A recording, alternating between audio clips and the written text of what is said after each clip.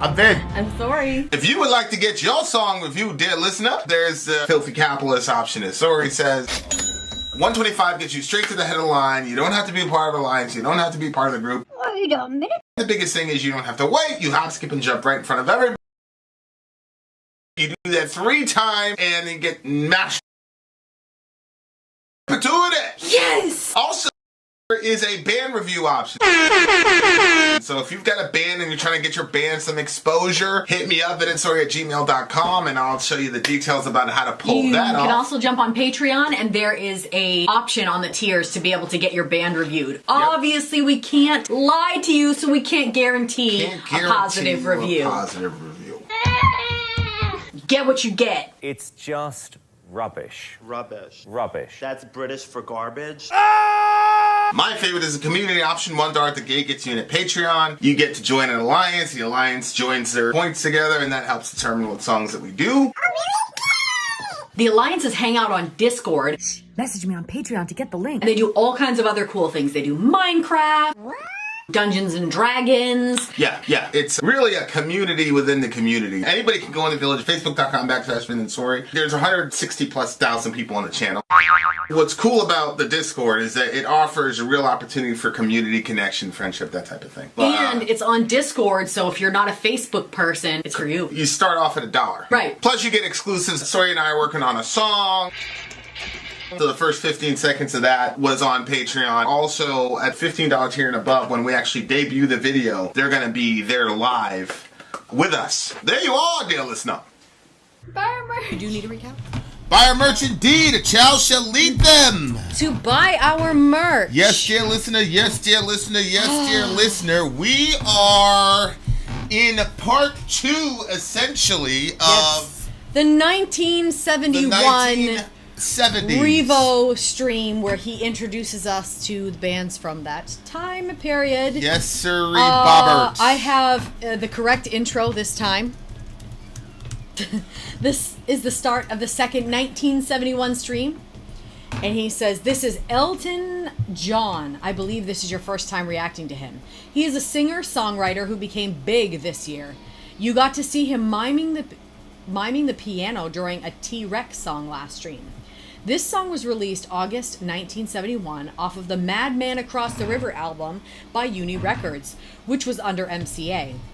This song is written by Elton John and Bernie Taupin. It is said to be about California girls. Taupin told Rolling Stone mag, I guess I was trying to capture the spirit of that time, encapsulated by the women we met, especially at the clothes stores and restaurants and bars all up and down the Sunset Strip. They were these free spirits, sexy, all hip huggers, and lacy blouses. Very hip huggers? Is that what what he said? Okay. Hip huggers. I think that's the type of jeans. Yeah. No, that makes sense. And lacy blouses. Very ethereal. The way they moved. Some radio stations banned the song at the time for its Jesus Freaks lyrics. The song was actually a modest hit of the time, but gained a lot of popularity through the 70s as FM radio staple. All right, here we go. This is Elton John. My big brother was a big Elton John fan, actually. Oh, really? Yeah, when we first came to this country, that was his big thing, was Elton John. I didn't really listen to a lot of that music because I thought it was corny. So instead, I listened to cool bands like what do you call it? New Kids on the Block. Okay, I didn't know. I never even heard them. I still don't even know what they sound like. I just know that a lot of people had lunch boxes. You've never heard of New Kids on the Block? No, I've heard of them. I saw them on the lunch boxes, but I don't know what they sound like. Oh my God, you are the. People would not believe you were real. I know. They'd be like, what? No. Anyway, okay.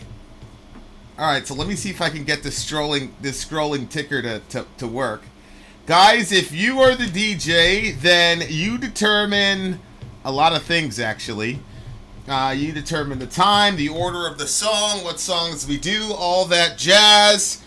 You get 4 songs, and then here we are. We also have people looking for fellow alliances to create an album review. We'll be shooting a commercial about that. But right now, Right now, dear listener, the moment has arrived. Shout out to the big homie Applejack. The moment has arrived, dear listener. Elton John, Tiny Dancer. Elton Mother John, Tiny Dancer. Let's do this shit.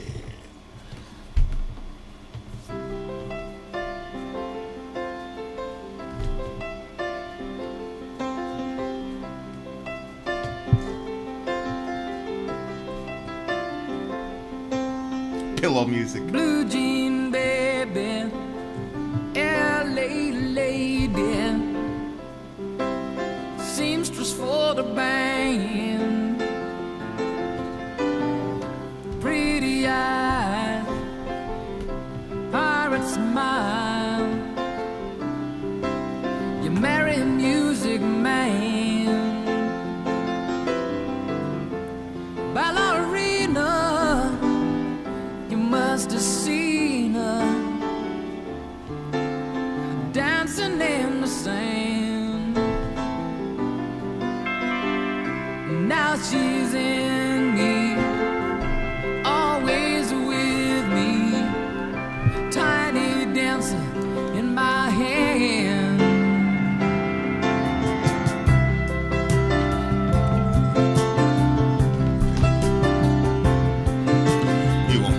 Jesus freaks out in the street, handing tickets out for gone.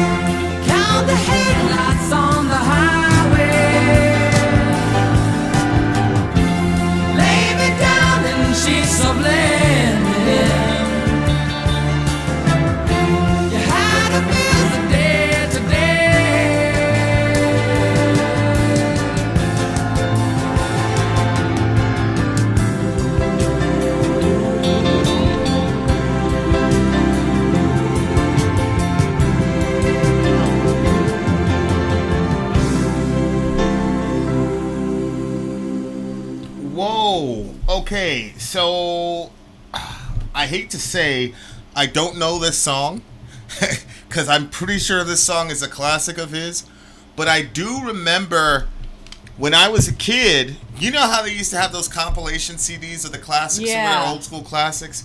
I remember that line because they had a whole bunch of them. Oh. They're like one after the other. Yeah. There was one that's like riding around in my automobile, Yeah. something, no particular place to go. And then they had time. I didn't know that was him though. So that was Elton John that did that part. Surprise, surprise. The rest of it. So what did they say? This is go back to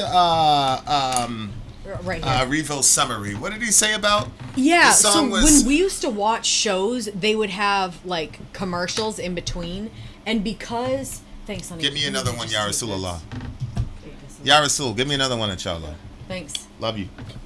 Okay, go ahead. I'm sorry. So we I've told you guys this before, but it was very strict growing up, and once in a while, like we would go through phases where we would have like cable, or maybe it was just like a little bit of channels, and when that was it, we would have like an hour of TV a day. So because it was so restricted, like you were glued in there when it was time, and so even the commercials we enjoyed. And there was those CDs. They were. Yeah. I don't know if it was like it seemed like it was basically like the WoW idea, like the WoW 2000. You know what I mean? Yeah, It had yeah. a bunch of different. Yeah. And so there was. I remember hearing that line. Hold me closer, tiny dancer. Count the headlights on the highway. That part. I remember that part getting sung. And a number of other ones where it was just like a tiny clip. So. I did hear that part. I've never heard the entire song before. And I remember them saying Elton John. You did. But I didn't think that this song was... Like, I understand, like, the time period, and then they said the Jesus Freaks thing. It's funny that's because... what I was looking for. I'm like, yo, what was the problem with what it he said Jesus Freaks out in the street handing tickets out for God. And, you know, like, probably the religious people at the time did not like the term Jesus Freaks. Yeah. Eventually... Yeah, I mean, it became... It was basically an insult, Jesus Freaks. Yeah, but then, like... I think it was DC Talk. DC Talk. Yeah, DC Talk Yeah. kind of like owned it and was like Yeah. owned the fact that they were a Jesus freak. Yeah, they flipped it and turned They it into did. something. And yeah. the song I think got popularized at least within our circle. I don't, I'm from Maine. It's not like it was a giant circle, but Mm-hmm. it definitely. So whenever somebody said Jesus freak after that, I always loved it. I was like, yeah, that's right. I didn't even think it was very provocative They either. banned the song just because of the Jesus Freak line I know, in a bunch of the radios. Shout out That's to Emily. crazy. That's Yeah. crazy. But that just,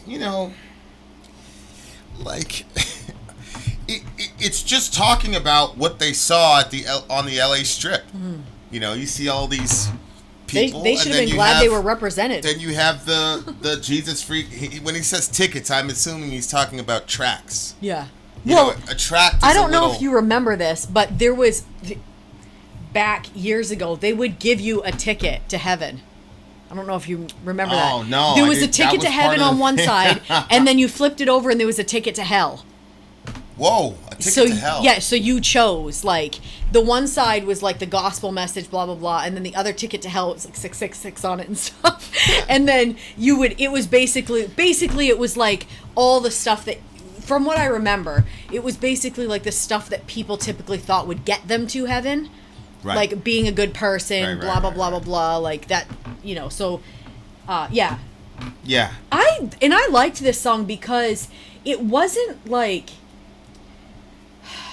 the way that he said like blue jean baby LA lady, Mm-hmm. like to me that was still like a positive or kind of respectful way of like complimenting her without it being like, Well, if you look at the way that Bernie Taupin wrote the song along with Elton John, the way he describes them is amazing. He says, free spirit, sexy, all hip huggers and lacy bounces, very ethereal the way they move. The ethereal is kind of like otherworldly, almost like angelic type of thing. So Yeah. it's not like a just raw, lusty, Yeah. look at those hips, look Yeah. at that. It's really like, You know, it sounds, but it's like appreciating just the female form Yeah, itself. yeah. It's not. That's different than like a rapey feel. Yeah, yeah. I mean, yeah, you're a girl, so I was gonna ask you, like, how do you feel? Do you feel like it was an objectifying thing, or do you feel like it was No, I feel just like a it's celebration of? a celebration or appreciative sort of. It's interesting too because this is going to sound so, and our channel is predominantly white, it's going to be even more offensive, but like Get ready, Applejack. I've had white guys yell out stuff and I've had black guys yell out stuff, and when the black guys yell out the stuff, Yo, it always shorty! well, no, like the way that they say it, or the things that they say. Look, my face is getting red just talking about it. You know, like the way that they say it, it would be like, you know, like those jeans look good on you. Like that's different than being like some of the stuff that gets said, it just feels like it's just all like Predatory. yeah. And then if there's like I remember that time that I was getting something from the trunk, and then this black guy came by and he commented or whatever, and then Wait, when did that happen? You were there. We were at the 7-Eleven. And then you came out of the 7-Eleven and you had, you know, you said something to him, blah, blah, blah, because you didn't know what had just happened. And then you came out and I was like, yeah. And then I told you what happened and you were like, what? Who? What? And then you went back in there and you said something to him and he was like, oh, he's like, I didn't mean any disrespect. He was like, I didn't know she was a girl, blah, blah, blah. Like just the response, like, I don't know. Shout out to the like homie. this Blue Jean Baby LA lady to me was like, it still had like, it was appreciating probably, you know, the fact that her jeans fit nicely. But he was still calling her an LA lady, not like a bitch or a hoe. You know what I'm saying? Oh, no. And then no. the next few lines, when he says pretty-eyed, I liked pretty-eyed too, because that also you have pretty is... eyes. Look at the camera. Look at that. Look at that shit. I also Shit like... is real, my guy. I like the pretty-eyed part, but I didn't understand the pirate smile because pirates usually are missing teeth. So I was confused about the pirate Maybe smile. he was talking about the girls who are all cracked out, giving them some love. You know what I'm saying? I don't... Giving Shorty some love. Maybe. You feel me? I thought that part was a little... I was like, what are we trying to communicate here? Yeah, I love the song, man. Jesus Freaks of the Street, handing out tickets for God, turning back, she just Well, laughs. pirates usually have gold is not that teeth. bad. So maybe it has to do with the golden smile. Well, pirates are thieves, so maybe it's because, you know, they stole. Maybe it's because the girls were stealing his heart with their with what their do you smile. call it? Yeah. Okay. That could be. Yeah. What's good, Sean? Okay, and then I have to say this line was kind of funny to me when he said, "You'll marry a music man," because what was it? There was I can't remember what it was. I was listening to this thing that was talking about the influence of, I don't know if it was a show or if it was a movie or if it was a song, but girls were heavily influenced by this song. Well, I mean, here's an example. Like going to Paris or Italy, like girls have this idea because it's played out so many times in romantic shows and comedy, romantic stuff, that you go there and you find the love of your life, blah, blah, blah, blah. And so like guys from that area know that. And so when they see a girl coming into that area, they know she's looking for love. And so they play the part while she's there. Look at you smiling like that. You know what I'm talking about? Yeah. So when he said, "You'll marry a music man" in the song, and the song got popularized, it was almost like he was like dropping that for, you know, so if girls hear that, they'll be like, "Oh my God, and you're a music man. Oh." You know what I'm saying? Like he tipped the scales in his favor using his craft. Yeah, he did. Well, the crazy thing about this song is Elton John is gay. Oh, he is? Yeah. So then it's even more. That boy's gay as hell, bro. Like Okay. he's been married for like 25 years, my G. So it's kind of funny. It's like, well, it's kind of funny and sad at the same time, because he just couldn't come out and talk about the dudes that were on the street, because obviously I'm sure the Toppin guy was looking at the girls, but I'm pretty sure Elton John was looking at the dudes. But you can't make a song like that. Yeah. You know what I'm saying? Like, especially, I'm assuming this was the 70s? Yeah, like that shit is not gonna happen, bro. You know what I'm saying? Like, you can't, you know, dudes walking in Daisy Dukes and shit, turn off the radio, like, get the fuck out of here. You know what's interesting? Like, I don't even hear, like, gay pop songs, like, about, like, there's no gay version of this song. Like, there's no major song where, like, a dude is celebrating looking at other dudes at the beach or whatever. Like, I can't think of a mainstream song where it's like that where dudes are like celebrating that. You know what I'm saying? I thought that Queen had one. Remember, Queen is who did Bohemian Rhapsody, right? Nah, yeah. But I thought he had something that, like, in light of, well, yeah, it wouldn't have been that explicit. Nah, it was one of those things where looking back at, like, it was hindsight. Yeah, you could kind of like put it together. But yeah, shout out to the big homie Jambi. It's funny, I was just looking at a conversation me and Jambi had, sent it to Albany, and there he is.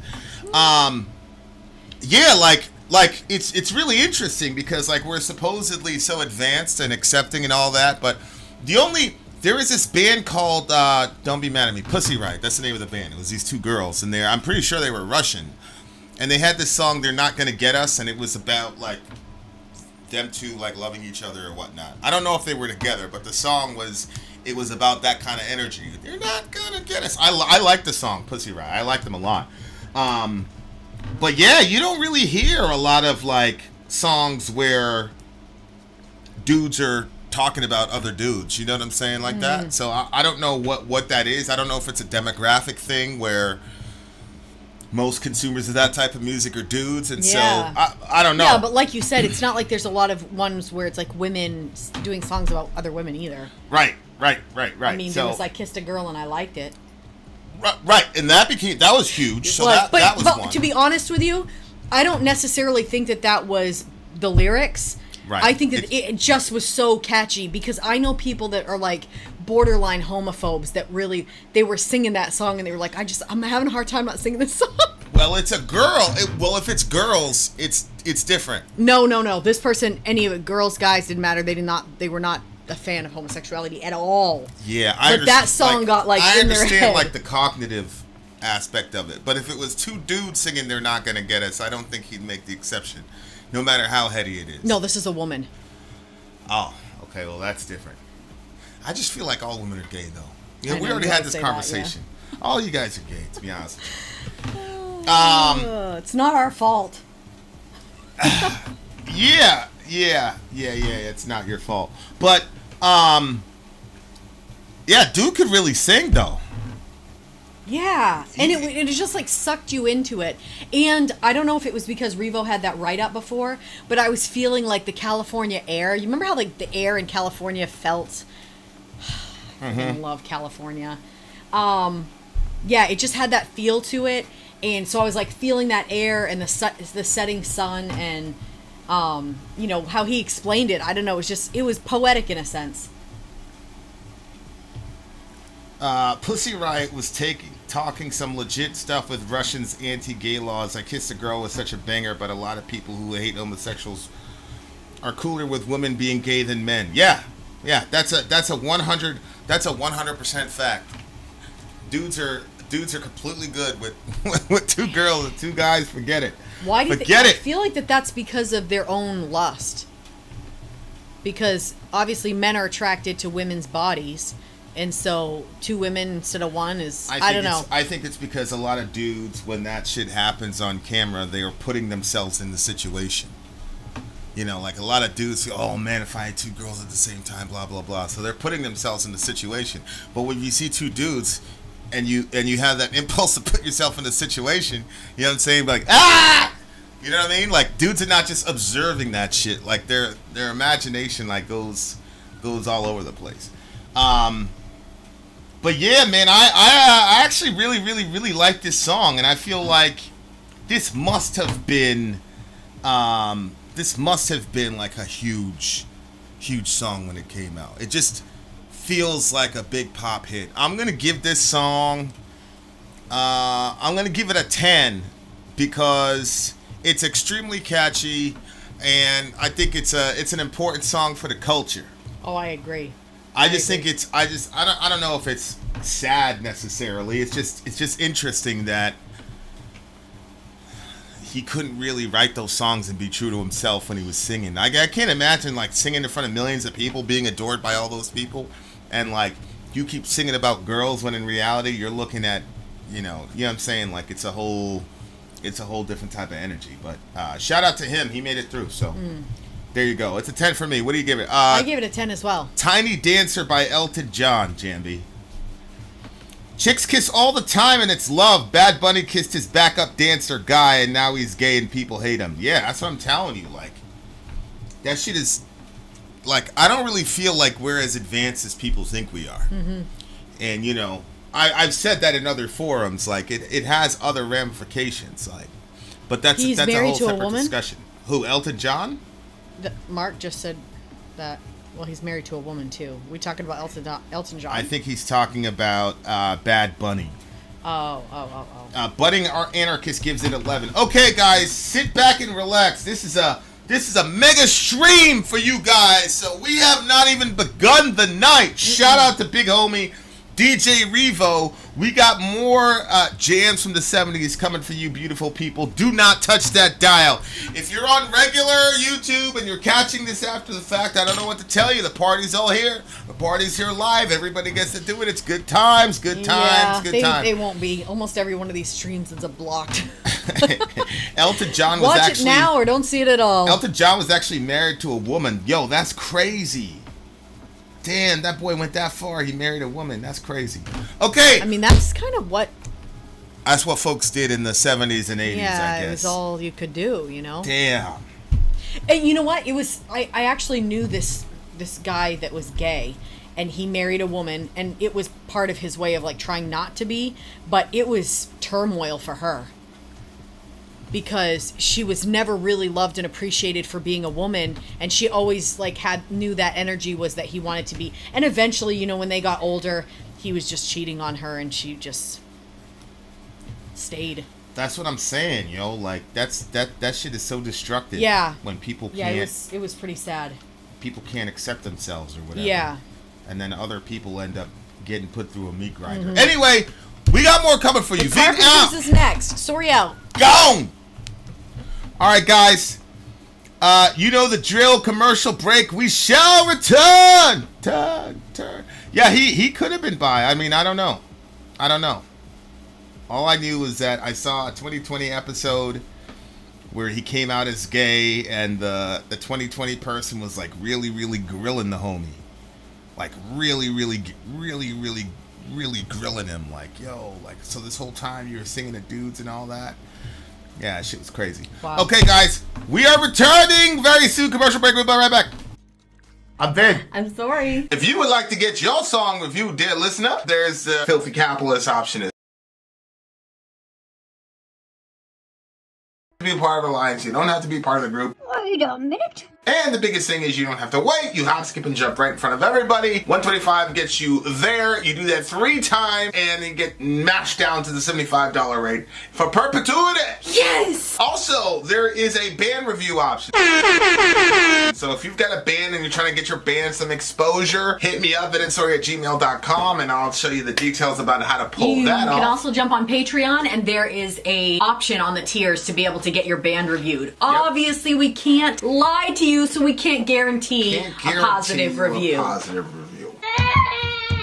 Get what you get. It's just rubbish. Rubbish. That's British for garbage. My favorite is the community option. $1 at the gate gets you in at Patreon. You get to join an alliance. The alliance joins their points together, and that helps determine what songs that we do. The alliances hang out on Discord. Message me on Patreon to get the link. They do all kinds of other cool things. They do Minecraft, Dungeons and Dragons. Yeah. It's really a community within the community. Anybody can go in the village. Facebook.com/VinandSori. There's 160,000+ people on the channel. What's cool about the Discord is that it offers a real opportunity for community connection, friendship, that type of thing. And it's on Discord, so if you're not a Facebook person, it's for you. You start off at $1. Right. Plus you get exclusives. Sori and I are working on a song. So the first 15 seconds of that was on Patreon. Also, at $15 tier and above, when we actually debut the video, they're going to be there live with us. There you are, dear listener. Buy our merch.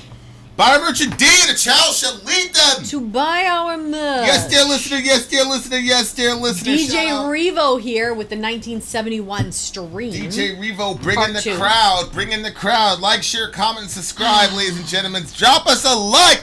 Remember Kevin Samuels? If you guys don't drop me this If I like, don't get enough likes, I'm shutting down. Quit. We're gonna quit in what did he say? Like, we got 10 minutes, we're gonna Yeah, quit. he'll shut the whole show right down. And he did shut it down sometimes. He would just put up the wait screen until they got enough likes. Yeah, he would. He would shut it down. We're not gonna do that though. The show must go on. Yeah. The show must go on, dear listener. Here we go. The Carpenters is up next. The Carpenters were a soft rock band in the early 1970s. They were a brother and sister duo. Oh, how cute! As kids, they would rearrange Beatles songs to sound more like church music. Oh boy, here we go. The Beatles. Their first live performance was a jazz version of Dancing in the Street, which landed them their record deal at A&M Records. They were attacked and mobbed by critics because their image was clean cut. They also performed at the White House with Nixon calling them good kids, which backed up the clean cut happy image they had publicly. In reality, that was an image they were forced to show due to their record company, and Richard Carpenter in later years expressed his frustrations at this. They suffered from depression and drug abuse problems. Karen Carpenter died in 1982 of anorexia. Oh my Damn. The critical historical rewrite of this band came with 90s alternative bands being influenced by them. This song was written by Bonnie Bramlett and Leon Russell. It's inspired by the groupie culture that had emerged in the mid-60s that is acceptable when adults but is often controversial when involving young girls, whom often come from broken homes and are dehumanized. Some say it is a result of the 60s sexual revolution, but I don't feel that is entirely honest. Social problems silent films like Universal Trains in Souls, 1913, The Inside of the White Slave Traffic, 1913, A Girl is date raped and her family rejects her, to which she becomes a prostitute. Universal's Where Are My Children, 1916, a pro-birth control anti-abortion film, and The Casting Couch, 1924, a director requests sex and an actress refuses. These blatant films stopped being made when religious and government leaders forced the film industry to censor itself. Hays Code. So these were films that were written to expose the sexual exploitation that was happening. That's what it looks like. And then the Christians showed up and said, stop doing that. Yeah. Yeah. That sounds like something we would do. Sounds like something we were going to do. Missing the point. All right, guys, here we go. The Carpenters is the name of the band. The name of the song is Superstar. Superstar. Let's do this shit.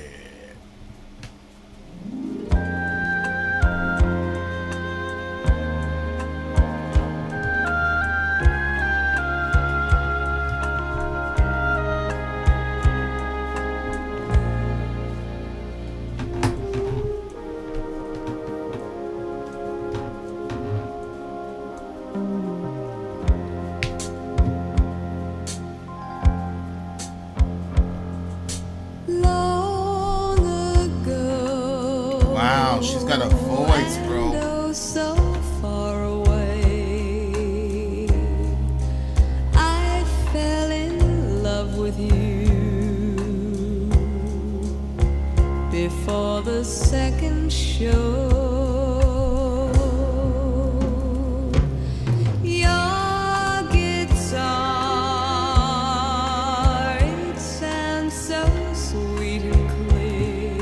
I gotta get this song. But you're not really here. It's just the radio. Don't you remember you told me you loved me, baby? You said you'd be coming back this way again, baby. Baby, baby, baby, baby, oh baby, I love you, I really do.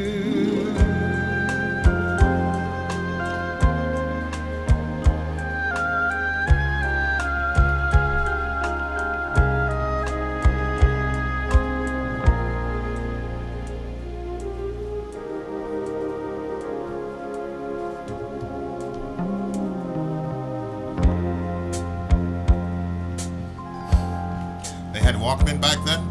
Loneliness is such a sad affair, and I can hardly wait to be with you again.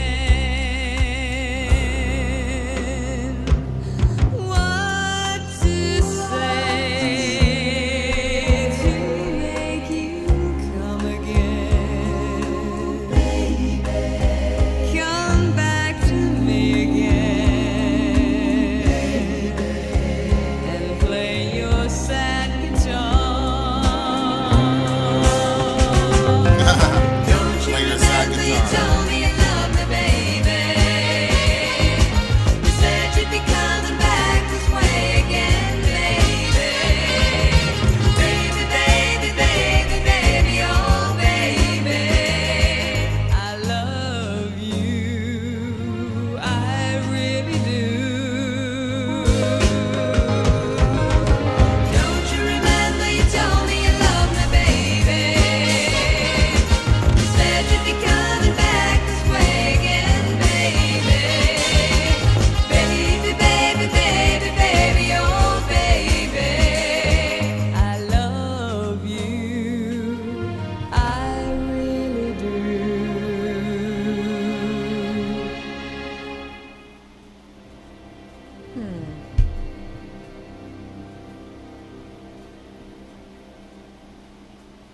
Damn.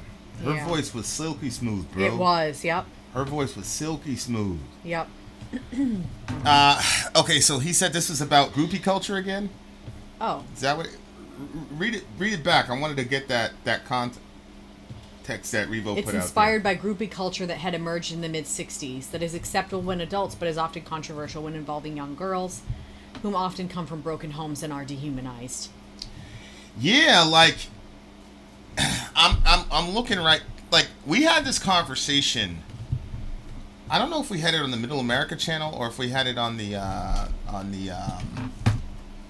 this channel, but the stuff with Marilyn Manson came out where I don't know if it wasn't.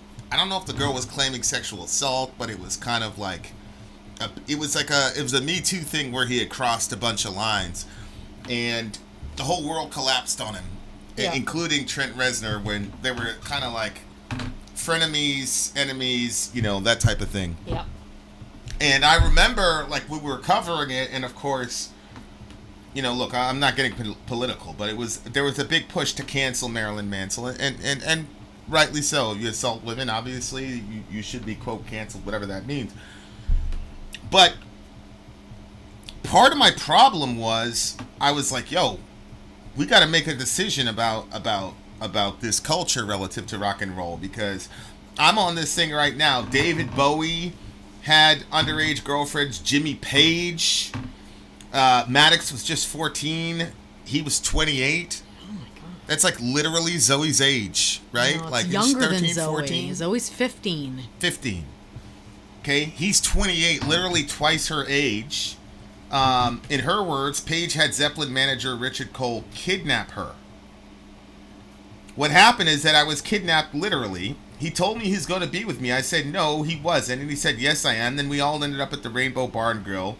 And Richard says to me, get in the bloody car, and if you move, I'll have your head. Next thing you know, I'm in the hotel, and I'm walking down the hall. Next thing you know, I'm pulled into this door. I turn around and look. Jimmy's sitting in the corner of the room with a hat and a cane saying, I told you I'm going to have you. Whoa. This is her testimony. I don't know if it's true or false, but that's her testimony. She was 14 years old. Obviously inappropriate, but Jimmy Page, for some reason, he's a legend, and that specter doesn't follow him. And of course, R. Kelly, he's in prison for the rest of his life. Now, I'm not going to talk about the implications of that. I just think it's very fascinating that we had a culture in rock and roll where, Ted Nugent did it. I don't care if you're just 13, you look too good to be true. I just know that you're probably clean. The name of the song was Jailbait. Jailbait. In real life, Nugent couldn't legally marry the 17-year-old girl, blah, blah. So, like, my point was, during the whole Manson situation, like, yeah, bro, like, I completely disagree with all that shit. Like, yeah. But how is Jimmy Page and Steven Tyler and all these people who've done this with other girls, how do they get away with that? What's the algorithm? Everybody knew it happened, and to my knowledge, they've never come out and said, hey, this is wrong, we should have never done this. So it's kind of like weird, like, who gets away with what? As Jambi's saying, Kiss, there's a song named Christine 16. And look, if the girl is like 17 and the band is like 22, like, I understand that. But 28 and 14 or 38 and 17, like, I don't know, bro. Especially that Jimmy Page, that girl said she was kidnapped and basically forced into a hotel and all this shit at 14 years old. Like, this shit is unbelievable to me. You know what I'm saying? Like, so it's one of those things where, like, we're still, like, really schizophrenic about this shit. Like, how is Marilyn Manson horrible? How is R. Kelly in prison? And yet Jimmy Page and the rest of these guys are in the Rock and Roll Hall of Fame. Like, how does that work? You know what I'm saying? Like, I don't understand that. So, you know, look. I mean, I'm sure that there's more to it, but also there were parents involved with R. Kelly that were like, yo, where I don't know if this girl's parents got involved to say, hey, we have a massive problem with this. Well, no. What do you mean? The parents were the ones that handed the girls over to R. Kelly. No, there were. Remember we watched that documentary where the mother was trying to get her kid back? Yeah, after the fact. After the fact. But her and the dad left their daughter alone with R. Kelly numerous times because he said he was going to get her a record deal. When everybody I came up with, and I don't know if Applejack is still there, but everybody I came up with, that was always a rumor with R. Kelly because of the way that he was relating to Aaliyah. I mean, Aaliyah was like 14, 15 years old. She came out with the song Age Ain't Nothing But a Number, and a number ain't nothing but a thing. And, you know, there was a lot of, like, innuendo about R. Kelly with the underage Aaliyah. So these parents sent their daughter into the clutches of this man, and then, you know, when she didn't return after a year, that's when they started getting all, you know, hyped or whatever. But the fact of the matter is they essentially pimped their daughter out to R. Kelly, in my opinion. That's what it feels like to me. But I just remember growing up, like, we all knew R. Kelly was weird on that shit, bro. So, like, how could you as a parent, like, hand your daughter into that? Like, this show business shit is, like, weird, bro. Like, you know, we've seen it over and over again with these stage moms and these stage dads who will literally sacrifice their children so that they could ride on the fame and fortune of their kids' coattails. It's really, really fucked up. But it's fascinating to me that this song is sung by a woman. You know what I'm saying? Because it's a song about groupie culture, but that would be observational, right? Like, she was part of the big famous band. Yeah, yes. But she's coming from the perspective of the girls. Right. It looks to me like she was watching what was going on with the girls and how they're being used or whatever. And maybe not even necessarily from their band, but you go on tour with other bands, obviously. Yeah. And so you just see the culture, and it's cool to have a woman's voice, you know, explain how that shit looks from the female's perspective, because I don't think you hear about that a lot, especially when you hear about sex, drugs, and rock and roll. You never hear about the dark side of it. You know, like, the only thing you think about with the dark side of it is maybe you catch some crazy STD or get some girl pregnant or whatever, but they're not thinking about the ramifications of what that does to the psyche of these young girls. Yep. Where, you know, they get exploited, used, and then, you know, tossed to the side because we're on to the next city. Like, it really can fuck up your head. And I think she's speaking for those women. And at the same time, it makes me wonder, like, how much of that did she internalize? Because I'm not exactly sure what the psychology is relative to anorexia. I know, like, one of the, I mean, I knew a couple girls that had it, and it seemed like a lot of it was control. Like, you're able to control. There was, like, the aesthetic, like, I want to look skinny. There was also, like, the dysphoria, like, yes. I look fatter than I've known people that have had obvious body dysphoria where they were, like, clearly underweight but thought that they weren't. You know what I'm saying? So there's that psychological aspect of, like, not measuring up to ridiculous, you know, insane beauty standards, but there's also that aspect of control, and the fact that she died of anorexia, like there's something going on. You know what I'm saying? And the shit is just, it's unbelievable to me. Yeah. That Yeah. you could be that powerful, have that crazy of a voice, to Jambi's point, be an expert drummer. Like, she was drumming and singing at the same time. She was? Well, yeah, I mean, she was the drummer, so I'm assuming that she was drumming and I singing didn't at know the she same was the time. drummer. So, yeah, right there, Daniel Armstead says Karen also played drums. So, Wow. like, that's the shit I'm like, yo, man, like, Yeah. you're such an accomplished person, and you couldn't find, you know, that piece inside of yourself to you know, see the value in what you could bring to the table. You know, that's a tough pill to swallow, man.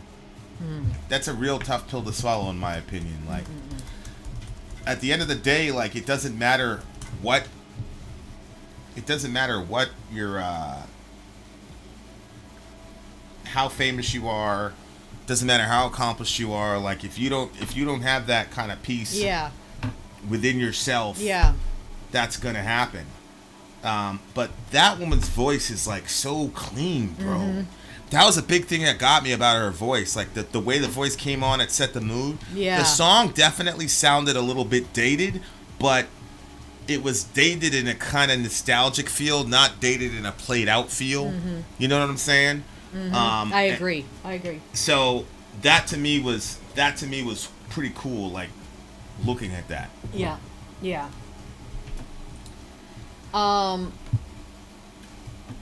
Yeah, when I was listening to it, I forgot that it was about the groupies. And it was just, so it became like a relationship song to me, and then, you know, the guy, he's obviously gone. She wants him back.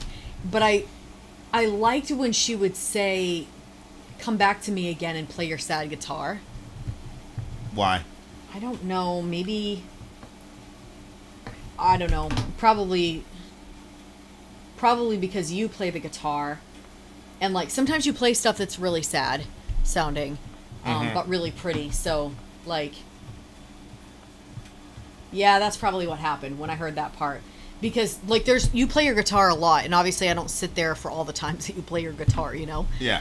So maybe it was just like, part of me was like, wow, like if ever you were gone, I want you back. So that probably is why I like that part. If I was gone. Yeah. Oh, well, you're thinking about it. You're thinking about.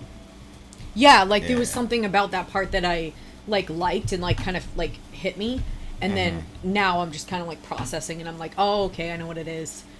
Because of you play your guitar, blah blah blah, and it would be sad if you were gone.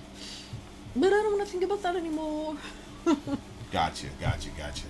Yeah, well, you don't have to worry about that. I'm not gone, but I do like to play sad shit on guitar. I love that minor key shit. Vid, we gotta do something where you're on guitar and I rap. Yeah, I'm with that. Daniel says, eating disorders are heartbreaking. I have a friend that used to send me some scary texts. They're in therapy now and are doing better as far as I'm aware, thankfully. Good. Damn, I don't know. I really enjoyed this song. It actually ended up on my playlist. So Yeah. I'm sorry, I gotta go with another 10. That's what I was gonna. But I feel like Revo is getting a bunch of classics. So Yeah. But we're so ignorant of this music that we haven't even we haven't heard these classics. So we're hearing these classics for the first time. I'm sorry, it's a 10 for me. What do you give it? I gave it a 10 as well. Shout out to Homegirl. Rest in peace. And all the ladies struggling with eating disorders. No judgments. We got your back. And get the help you need, shorty. Get the help you need, shorty. Don't wait. And this one, I mean, she's preggo, so she's out there. I am very large. Okay, guys, we're coming right back. Vin out. Sorry, out. Gone. What a fucking horrible situation, bro. That's tough, man. That's really, really tough. And like we crashed reading it because we were like, oh, the brother and sister together. Yeah. And then she died. I was like, use them, Revo. They were remixing Beatles songs and shit. I'm like, okay. Yeah. They could be forgiven for that. But, you know, there we go. That must be tough, man. Being in a band with your sister and then she dies, bro. That shit is... And the guilt you must feel because you spent all that time with her and must have known. Yeah. That shit's tough, man. That shit is tough. Shout out to everybody going through the struggle on that shit. The Moody Blues is next. Stick around. Yes, the Moody Blues are next. Stick around, losers. Commercial break. We'll be right back. I'm Vin. I'm sorry. If you would like to get your song reviewed, dear listener, there's the Filthy Capitalist option. As Sori says, $125 gets you straight to the head of the line. You don't have to be a part of the alliance. You don't have to be part of the group. Wait a minute. And the biggest thing is you don't have to wait. You hop, skip, and jump right in front of everybody. $125 gets you there. You do that 3 times, and you get mashed down to the $75 rate for perpetuity. Yes! Also, there is a band review option. So if you've got a band and you're trying to get your band some exposure, hit me up at sori@gmail.com, and I'll show you the details about how to pull that off. You can also jump on Patreon, and there is a option on the tiers to be able to get your band reviewed. Obviously, we can't lie to you, so we can't guarantee a positive review. Get what you get. It's just rubbish. Rubbish. Rubbish. That's British for garbage. My favorite is the community option. $1 at the gate gets you in at Patreon. You get to join an alliance. The alliance joins their points together, and that helps determine what songs that we do. The alliances hang out on Discord. Message me on Patreon to get the link. They do all kinds of other cool things. They do Minecraft, Dungeons and Dragons. Yeah. It's really a community within the community. Anybody can go in the village, facebook.com/VinandSori. There's 160,000+ people on the channel. What's cool about the Discord is that it offers a real opportunity for community connection, friendship, that type of thing. And it's on Discord, so if you're not a Facebook person, it's for you. You start off at $1. Right. Plus you get exclusives. Sori and I are working on a song. So the first 15 seconds of that was on Patreon. Also, at $15 tier and above, when we actually debut the video, they're going to be there live with us. There you are, dear listener. Buy our merch. Buy our merch indeed. A child shall lead them. To buy our merch. Yes, dear listener. Yes, dear listener. Yes, dear listener. DJ Revo in the house with the Moody Blues, the story in your eyes. Here's a progressive rock band, the Bloody Moose. The Bloody Moose. The Moody Blues single from the album Every Good Boy Deserves Favor, released by Thresholds Records, which was a company Moody Blues created and distributed by Decca Records. This band was originally part of the British invasion wave of 1964 and ended up being one of the originators of prog rock in the late 60s. You have reacted to Nights in White Satin and Question by them. This song reached number 23 on the U.S. Billboard's charts. The Moody Blues, the story in your eyes. Nice.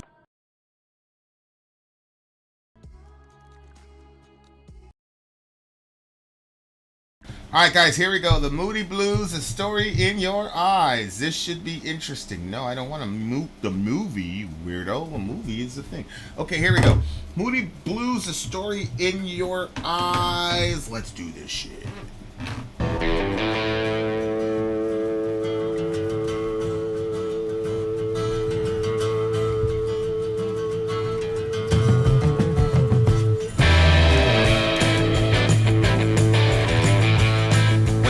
What year? 1971. 1971 in this bitch. Let's go!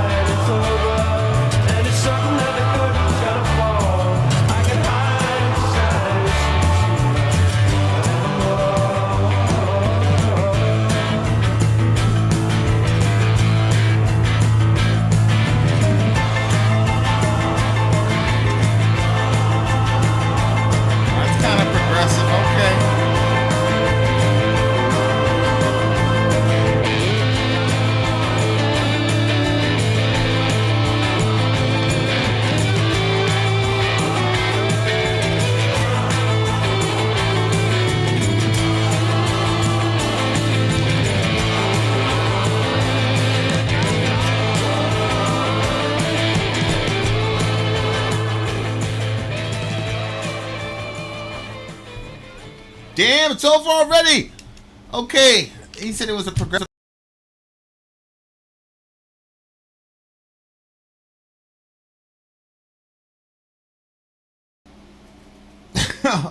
Oh yeah, we did do that song. I don't know if we want to drop that one on the channel.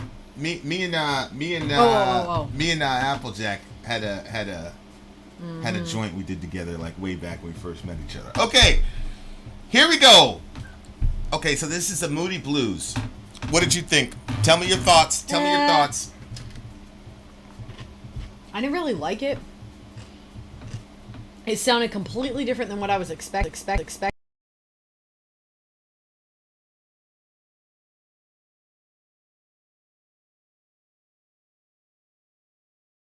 Is now still the same, and the sound we make together is the music to the story in your eyes, and it's been shining down upon you, I now realize.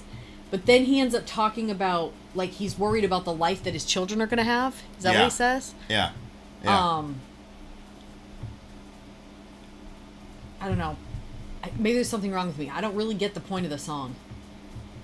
So, like, he's talking about them being in love, and then is it just like, oh, this is the phase that some people go through? Like, you're in love with somebody, you're going to create a family together, and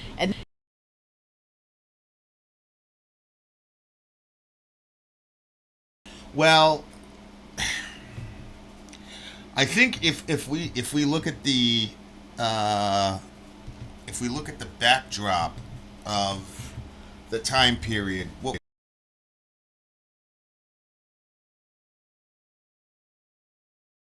71 tonight. Vietnam's still going on. Let me know if the audio is still twitchy, guys. Okay, so I've been thinking about our fortune, and I've decided that we're really not to blame, for the love that's deep inside us now is still the same. And the sounds we make together is the music to the story in your eyes that have been shining down upon me, now I realize. Listen to the tide slowly turning. Wash all our heartaches away. We're part of the fire that is burning. From the ashes we can build another day. But I'm frightened for your children that the life we are living is in vain, and the sunshine we've been waiting for will turn to rain. Listen to the tide slowly turning. Wash all our heartaches away. We're part of the fire that is burning. From the ashes we can build another day. And I'm frightened for your children, etc., etc. Then he says, when the final line is over and it's certain that the curtain's going to fall, I can hide inside your sweet, sweet love forevermore. So it looks to me like you're right. There's like the personal element of this woman is like his muse, his inspiration, because he says, the sounds we make together is the music to the story in your eyes. Mm-hmm. So her eyes are telling a story, and then the music is provides like explanatory power for how he feels about, you know, looking into her eyes or whatnot, because the eyes are the window to her soul, and so he's making music that is basically the soundtrack for the movie of her soul, essentially. So he's being really deeply affected by this one person. This one person is drawing out all this beauty and love out of him. So then he expands the view to what's happening in the world. And he's not very optimistic about the future, because he says, listen to the tide slowly turning, wash all our heartaches away. Then he says, we're part of the fire that is burning. From the ashes we can build another day. Because again, there's a lot of social upheaval in the, especially, I mean, 1960s was really radical. There was just such a shift generationally, politically in America, and people were, you know, going back and forth on it, and the generation gap was extremely stark. You know, you had parents who went through World War II and did their duty, and they did. I think World War II was a legitimate war, if you can have one of those things. But then you had Vietnam, and when it was their turn, you know, that generation gap was like, nah, bro, I'm not with it. So if you look, he's saying, the sunshine we've been waiting for will turn to rain. I'm frightened for your children. See that there? I'm frightened for your children, the life that we're living in. So what he's saying is, we're experiencing all this love, and you're inspiring me to make all this music, and maybe there's hope, because there's a fire going on in our culture right now, but maybe we could build something better once we all get through that. Because I think that's what he means by saying we're part of the fire that is burning, and from the ashes we can build another day. So he's like, it's possible we can come out of this. But then the more cynical side of himself is saying, yeah, not really. I think the kids are going to have a very, very hard time. But in reality, if you look at the 80s, I don't think the 80s was as tumultuous culturally for America than the mid-late 60s, early 70s. Yeah. 80s was actually, we didn't really know. We weren't really conscious during the 80s, but it looks like when you watch 80s shows and you look at 80s music, it looks like there was just a lot of fun. A lot of bright neon. It looks like to me. A lot of bright neon colors. Yeah. We were doing a lot of shit in South America, but those were, kind of special forces. This Delta really, earned their stripes with the whole Noriega situation and a couple other things. So it's not that there was no war in the 80s, but there was no Vietnam in the 80s. You know what I'm saying? Yeah. And then we were also winding down the Cuban Missile Crisis. You know what I'm saying? So like, not the Cuban Missile Crisis, but the Cold War with Russia was winding down, and we were emerging as really the king of the hill. And so that kind of paranoia about Russia, where kids were doing these drills and under the desk, and Trotsky, whoever it was like, we're going to destroy you with our nukes at the UN. Like, all that shit was kind of in the rear view, and things were looking pretty good in the 80s. So even though he was, and it's funny now because we're back to being terrified of Russia. I know. Unbelievable. Yeah. I'm not terrified of Russia, but whatever. That's a different discussion. You can look at that at the other thing. But I do find that fascinating. You said he was fighting for the children, but I don't know. Like I said, I think the 80s was a good time. Yeah. You know what I'm saying? Yeah. A lot better than the late 60s, early 70s. Shout out to Jason. It's Go crazy ahead. because I think you kind of find that in every generation, there's going to be people, and maybe there was more people at that time that felt that way. But there's usually people that are like, I'm not bringing kids into this world. Like, this is not going to be good for the kids. Blah blah blah. Yep. Yeah. I understand that attitude. I'm not bringing kids into this world. Like, I remember when I was in the hospital, when I had my my mental breakdown, or when I was about 17, 18, and I was on the psych board, and they it was kind of like, it wasn't a prison, but it was adults who were really serious about that shit. Like, so it was kind of stringent, but they would play a bell. The whole hospital would play a bell every time a kid was born, and They still do that. I was talking to one of my doctors. Shout out to Dr. Petzel, and we were in the middle of one of our sessions. She's talking to me about my meds or something like that. The bell goes off, and I went into this giant tangent about how it's horrible and nobody should bring kids into this world. 9/11 had just happened. 9/11 had just happened. You know what I'm saying? Everybody thought we were gonna, it was the end times or whatever. I didn't know if I thought it was the end time. I just thought that I knew I knew that a lot of people were gonna die. You know what I'm saying? So I was just like, yo, why are people bringing children into this world? What a fucked up thing to do. You know what I'm saying? But that was a mindset I had at the time.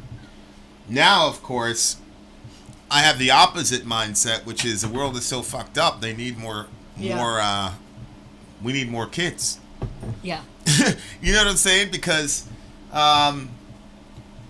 you could look look, anything that's wrong with the world, that's significantly wrong with the world, is caused by people. Mm-hmm. So if people are the problem, then the solution is more people. Mm-hmm. Right? It's just learn from the mistakes of society, learn from the mistakes of culture, and don't repeat them again. Yep. Which is one of my biggest problems with the current political situation we're in, is the inability to learn from our mistakes. Like, the both sides have done an excellent job of so tribalizing America that Americans cannot hold their own side accountable. Right. Right? Like, so instead of saying we all have a goal and the goal is more important than any person or any party. Now it's, and I, people said that Trump was divisive or whatever. We had our media for 4 years, every single day, trumpeting an absolute lie about this dude. We had our intelligence apparatus lying. Yeah. And people on the other side don't care because they hate Trump so much that they don't care what laws were broken. They don't care any of that as long as we can get rid of Trump. So that is a problem. there's no big picture. Yeah. And on the other hand, you're like, yo, this dude took, classified information. Like, if he did, I mean, I don't know, but if he did, that's pretty fucking serious. That is, yeah. But the folks on his side don't care either. You know what I'm saying? So, like, neither side, really cares anymore because we don't have a goal anymore. It's just, one, we're attached to our tribe, and two, we want the emotional satisfaction of, seeing Trump in handcuffs, or we want the emotional satisfaction of owning the libs. Yeah. And it's this, people in this country genuinely hate each other now, and nobody's looking at a goal. They're just looking at, calling people, you know what I'm saying? Like, I think it's also the inability to look at a situation and say, well, wait a minute, if this happens and that's in the hands of my enemy or who I perceive to be my enemy, how do I feel about that?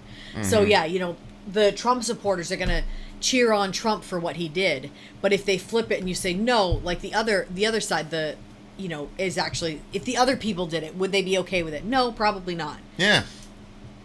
Yeah, that's the thing, and like as long as we're stuck in this tribalism and this these people genuinely hate each other now. Yeah, like you got folks that genuinely. Yep.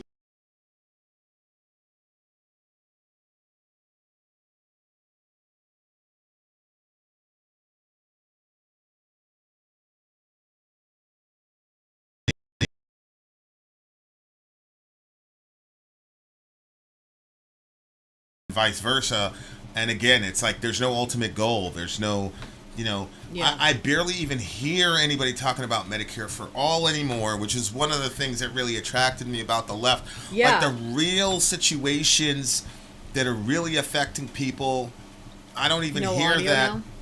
I don't even hear that discussed.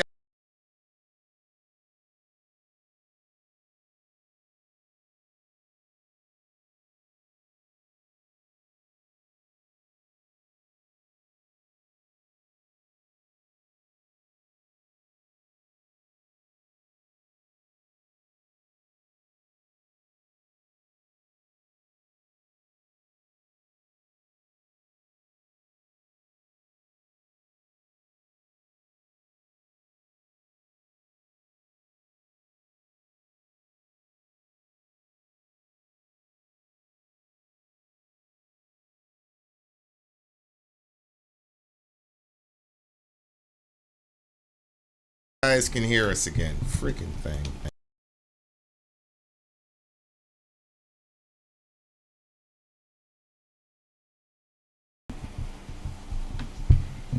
All right, we should be back. Do me a favor, turn up the volume there.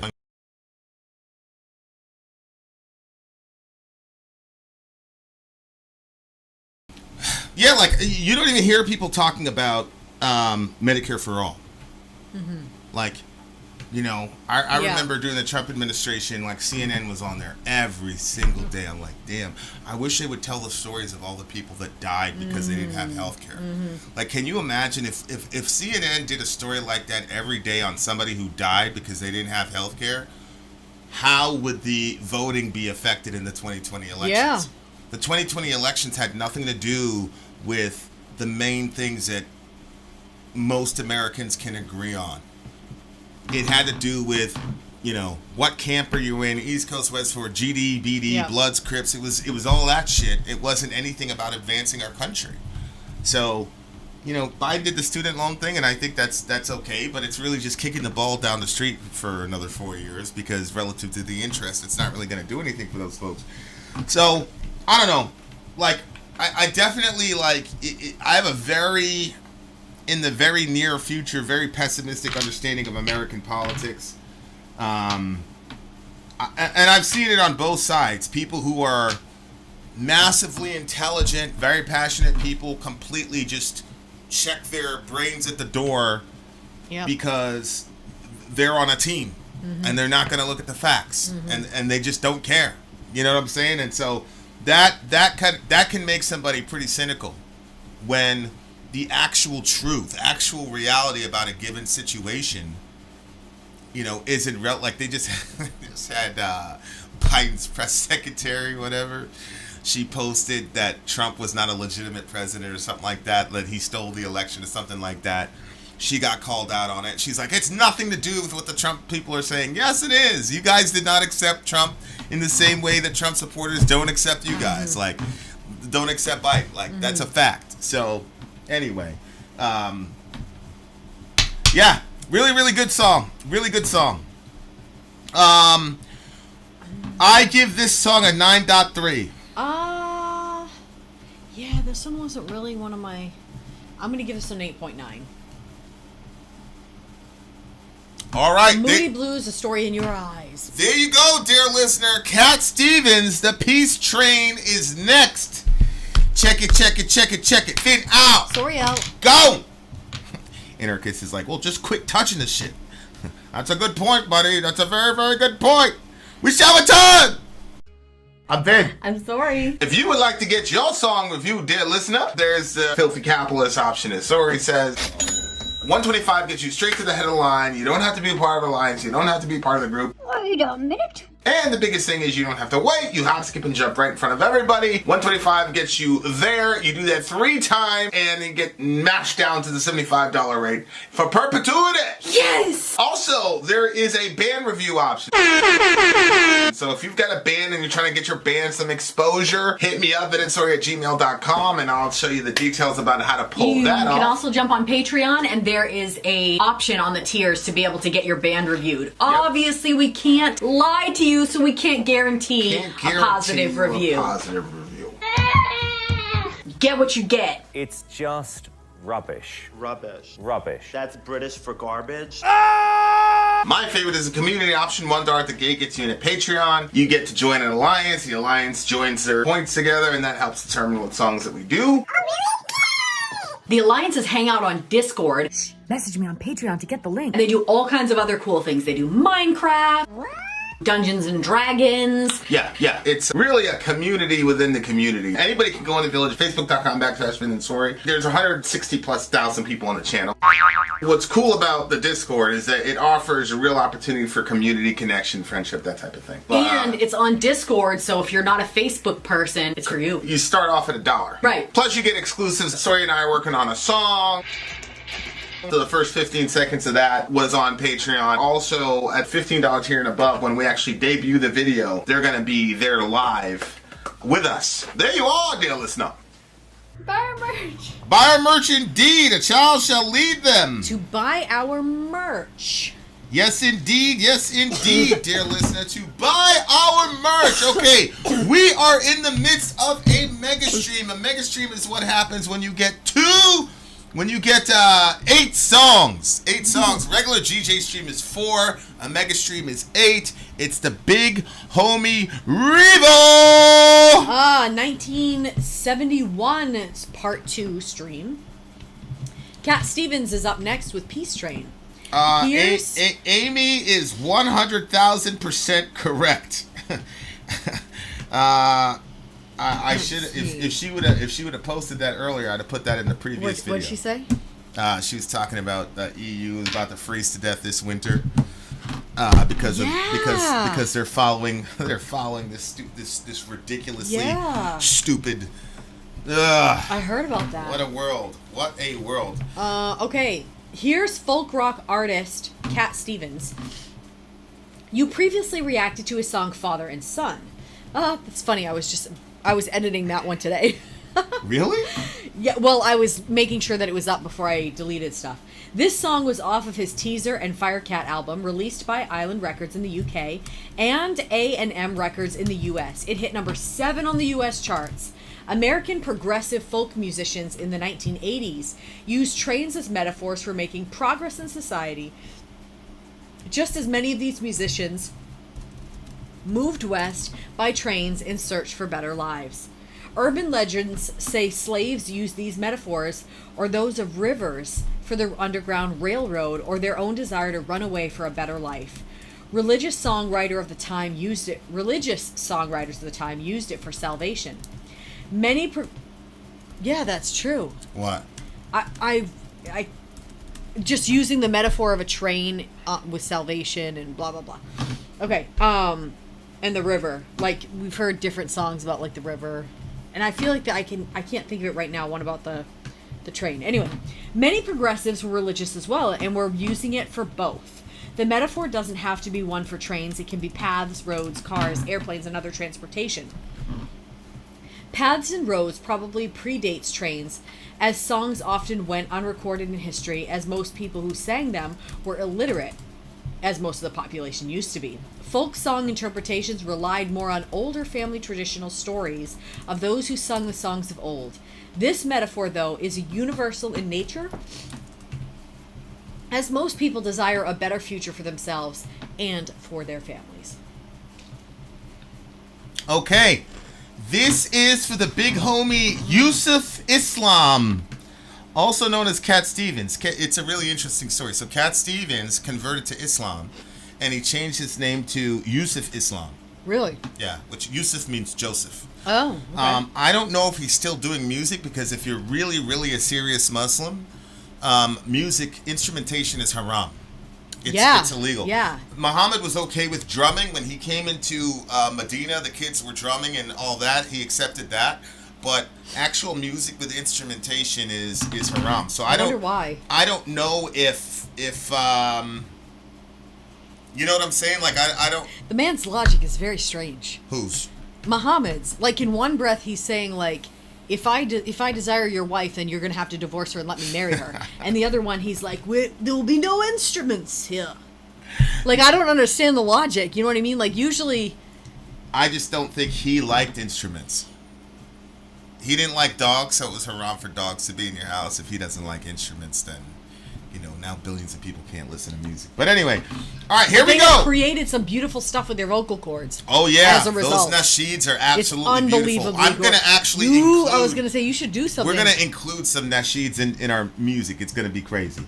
And then there's Jambi with his very well thought out perspective. All religions have no logic. We're the ones that gave you logic. But anyway, Peace Train, Cat Stevens, let's do this shit. We love Jambi unconditionally. Let's go. Cat Stevens, Peace Train, let's do it, y'all. DJ Revo in the house, gang, let's go.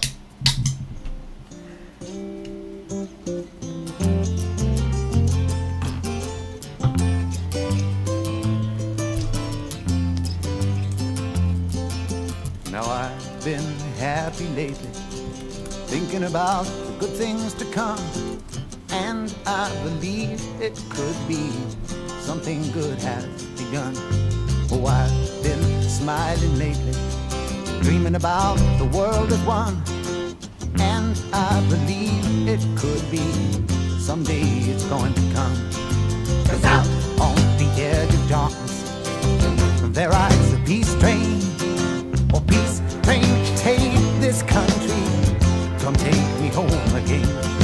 Yeah, I've been smiling lately, thinking about the good things to come, and I believe it could be something good has begun. Oh, peace train sounding louder, ride on the peace train. Ooh, ooh. Come on, the peace train. It's peace train, holy roll. I pass. Everyone jump on the peace train. Come on, the peace train.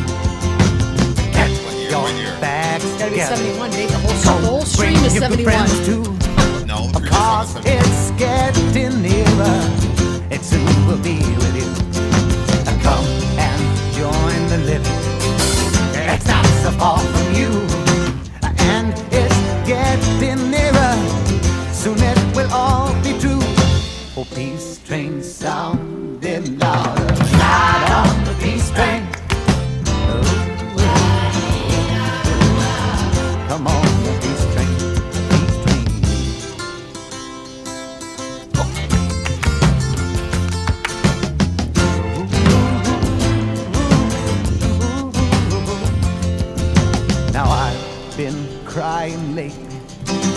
thinking about the world as it is. Why must we go on hating? Why can't we live in bliss? 'Cause out on the edge of darkness there rides a peace train. Oh, peace train, take this country, come take me home again. Oh, peace train sounding louder, ride on the peace train. Come on, the peace train, this peace train, holy rollin'. Everyone jump on the peace train.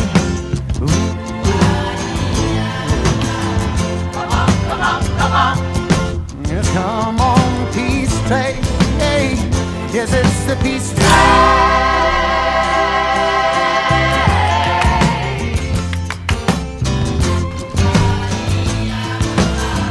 Come on, the peace train, oh, peace train.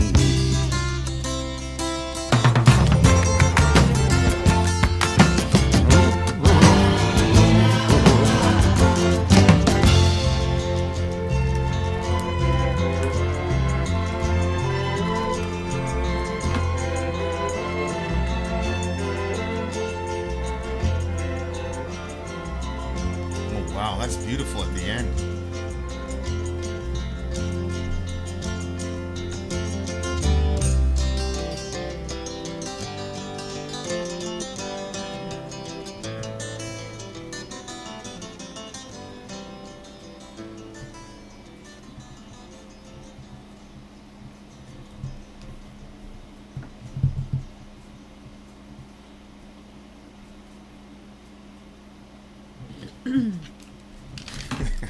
The man has a Daniel's unique like, voice. It's late over there in Maine. How are you drinking Red Bull? Yeah, it's 10:45. I'm not going to sleep tonight, bro. Are you trying to stay up all night? I'm going to stay up all night. Okay. Budding Anarchist says, Jihad Train. The song was a little bit campy. It's a little bit campy. But I could tell from his voice that Homeboy could sing. Like I said, Vietnam is still going on. Ian says, too preachy, more violence. Oh my God. What's wrong with people? Okay, so tell me what your thoughts were. Okay, so his voice, and you know what? We've already reviewed some of his songs, so I probably already said Really? this. We have Cat Stevens? I thought I didn't that's know what, that. Yeah, remember the father and son one? And Was that him? Yeah. Oh, I didn't know that. So I probably said this on that song, but his voice reminds me of it's got a like different sort of sound to it. I guess you would say the bravado that he puts kind of in there that kind of keeps us going like that. Yeah, but you love you some vibrato. I do. It's very You guys natural. just wait, you'll see. It's. That's, I have to tell myself That's Soraya's signature sound right Yeah, there. I have is to the stop vibrato. myself because I would just do it on everything. Will be long. Go ahead. Vince like, enough with the bravado. Okay. What did you say? I sounded like Mickey Mouse. What? Look at Jambi. What? Of course it's campy. He converted to Islam. If he was a Christian, this would have been the hardest track ever, right? Right. Because I've never mocked Christian music. I've never said that Christians do a terrible job of emulating secularists and stealing from them. Nope. Every Christian song I've been like, yeah! I miss Jambi, bro. Oh man! Shout out to Jambi. Zepplin is last, Sadie. So you still your ears right now. Okay, so his voice here's the kind of had lyrics. that sound to it, and it reminds me of Passenger. I think Passenger is the name of the What, that band. Deftones song? No. It's like Passenger is the name of the guy that sings. Passenger. What? What's the name of the thing? The I'm Your Passenger song? I'm your Let her go. passenger? No. Oh, okay. Passenger, Let Her Go. He's Gotcha, got that gotcha. same sort of, like, a different voice, but, like, also kind of odd like that, which I like. When he was singing, like... Okay, so what we talked about previously, about the train and people wanting to go west to find, like, a better whatever, and I was thinking, like, because of the internet, I feel like that kind of helps us with that. Because, well, like, you knew nothing about the West. It was only what information traveled over to you that would tell you what was there. True. So it was like, literally everything was hearsay. You could find no real facts. So I think that within human beings, like, there's this desire to find greener pastures or something better than what you have. And we have that tendency to see that the green, the grass is always greener on the other side, that sort of idea. Where I think the internet helps us with that, because you can look and you can read and you can get information, and then you can realize that, like, oh, well, it's not really like that. It's like more like this. And so, yeah, but I liked, the way that he was talking about it. Like, are we saying that I didn't feel like, because remember we talked about, Christians will use the train as like a salvation. Like, he's talking about the peace train. And do you think that that's him just wanting things to be better for society? For yeah, people as a whole? I think he's talking about the direction, the trajectory of society. Yeah. And so a train is going somewhere, and he's saying that the trajectory of our society is going toward peace. Which, again, we talked about this in the previous song, where there was hope, like, oh, we can rebuild from the ashes, but then the next line he's like, I don't really feel good about your kids. I don't feel good about the world the children are going to inherit. But as we said, late 70s into the 80s was qualitatively better than the late 60s, early 70s. You could even say that about the Clinton administration. I remember the Clinton administration, we had a budget surplus, aside from the crime bill shit and the super predator shit. Pretty major. Bill Clinton, in my view, I'm not a fan of Bill Clinton because I love black people, but you could even say, for the most part, the early 90s, even to the mid 90s, was also kind of Camelot-ish for America. We didn't have any major wars. We had a budget surplus. Things were going pretty good. You know what I'm saying? It was in that seats and Laban where Starbucks really took off, where people started paying $6 or $7 for a coffee because we had all this extra. We had all this surplus money, so people were trying to, you know what I'm saying? So this song is a lot more. This song is a lot more optimistic and positive. He's not even thinking about. That's true. We did have shit going on in Bosnia. That's true. And a couple of the wag the dog bombings that Clinton did when the whole Lewinsky thing happened, which is horrible. But it's nothing compared to us running out of Bush violating the Geneva Convention and invading another country on false pretenses, or Obama bombing the shit out of those Afghanistan those folks until we ran out of bombs. You see what I'm saying? America's always done fucked up shit, but early 80s into 90s, we were in pretty good shape, in my view.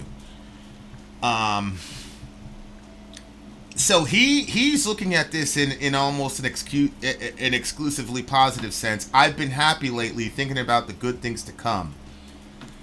I've been smiling lately, dreaming about the world as one. Because out on the edge of darkness there rides a peace train. Peace come to take this country, come to take me home again. Peace train, sounding louder, glide on the peace train.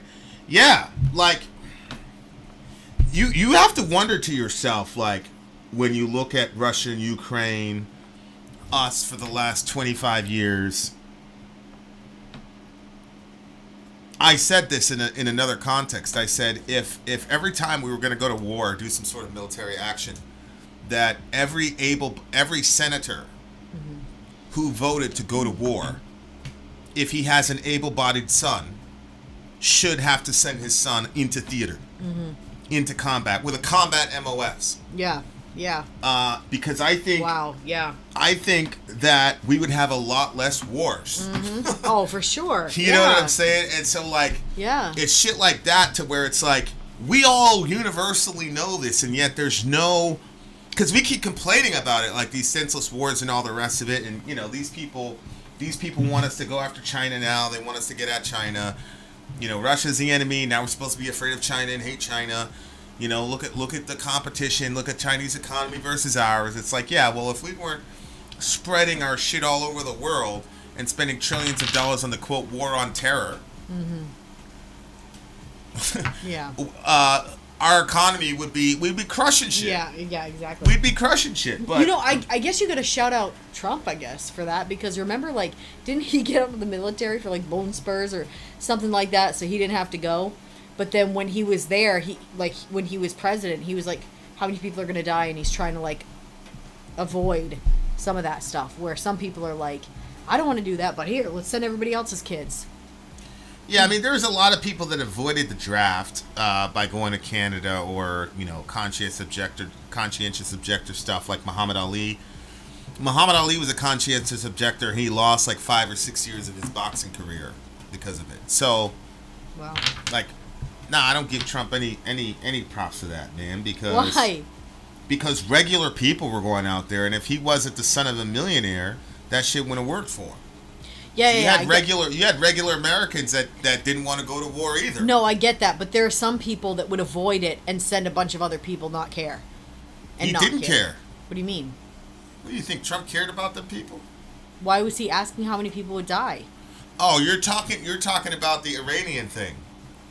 Yep. That was I thought you were talking about Vietnam. Because you're talking about his bone spurs. You said something about his bone spurs. No. Yeah, I'm talking about that when Trump was going to have to go, he got out of it like with the bone spurs. He didn't want to go to war. Yeah, I don't But respect then when that. he was... Oh, I'm not saying respect that. I'm saying some people would do that, but then when it was time when they were in power, would send everybody else, not remembering how it was when they were in that situation. Yeah, no. I'm with that. Yeah. No, I respected that. I respected that he did that. Mm-hmm. We were in their airspace. They shot down a drone, and all the war hawks were saying, I think your president should go on the front line. No. No, we're not doing that, though. Well, we could lose our president. But again, if that was the necessity, then we'd have a lot less wars. If it was because think about it, in the Old Testament, that was the job of the president, was to go out in the front line and do jihad. Well, and they weren't on the front line, were they? David? He was on the front line? Yeah, he was on the front line he was killing shit. What do you mean? He was a leader. I didn't know he was on the front line. Yeah, he was on the front. What do you mean? I just assumed that he was like near the front, but there was a bunch of people in front of him. I mean, it's more in the ancient Near East. You know what I'm saying? Like, it's not like you could hide. Like, Muhammad would be like miles away from the battle. Yeah. And he'd be up there looking at it. Yeah, that. David was already an accomplished warrior. Like, if you were not an accomplished warrior, you wouldn't even get considered to be the king in that. Right. Like, that's the entire reason they wanted Saul up there, was to fight the battles of the Lord. So, right. If that was the job of the president, then we'd have a lot less wars. Mm-hmm. You know what I'm saying? And now we're like, oh, if the president comes to visit, it's like this big giant thing. It's like, yeah, man, whatever. Like, there are a very, very small group of people in this country that, like the whole Halliburton situation with Cheney. Halliburton is this, they're part of the military-industrial complex and all that. Like, after 9/11, Cheney invested in Halliburton like crazy because he knew everybody was going to war. Yeah. So he's profiting off of jihad. There are certain groups in the world that just need to be gone. Like, the specific kind of Salafist Islam where, you have... ISIS-type people or Al-Qaeda. But even Al-Qaeda... The ones that were killing the kids and putting up their... Even Al-Qaeda, though... Those people gotta go. If you think about Al-Qaeda, they didn't really start fucking with us until... Because they were telling us, like, stop the unilateral support of Israel. Get your shit out of Saudi Arabia. It's our holy land. And we're like, man, fuck you. What y'all gonna do? Mm-hmm. And then, so even there, it's like... We could have avoided that conflict. We could have avoided 9/11. So... I don't know. Like, I definitely do believe that peace is in our future, and I definitely do believe that peace is possible. But I'm not. Or King Richard the First. Yeah, that boy was in there. We saw that movie. Remember with the kid? And he was like, yeah, that was a good scene, boy. I definitely think peace is possible. I just think that we need to wise up and realize who the enemies are. But we're so easily manipulated to hate each other. Like Americans, we're at war with each other.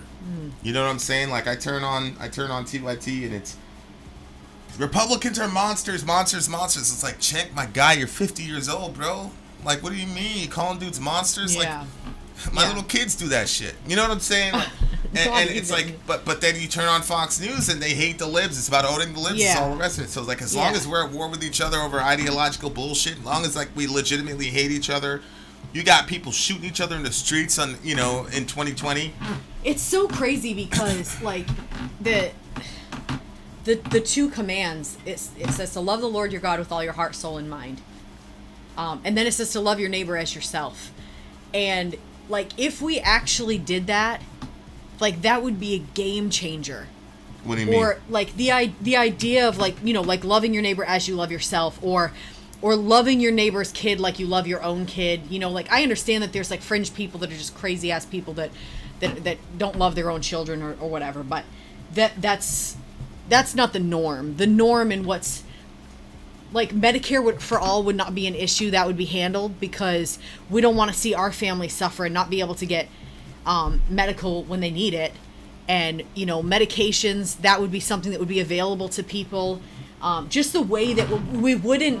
Do I think that Biden would have voted to send X billion dollars over to Ukraine if that was going to directly affect his children?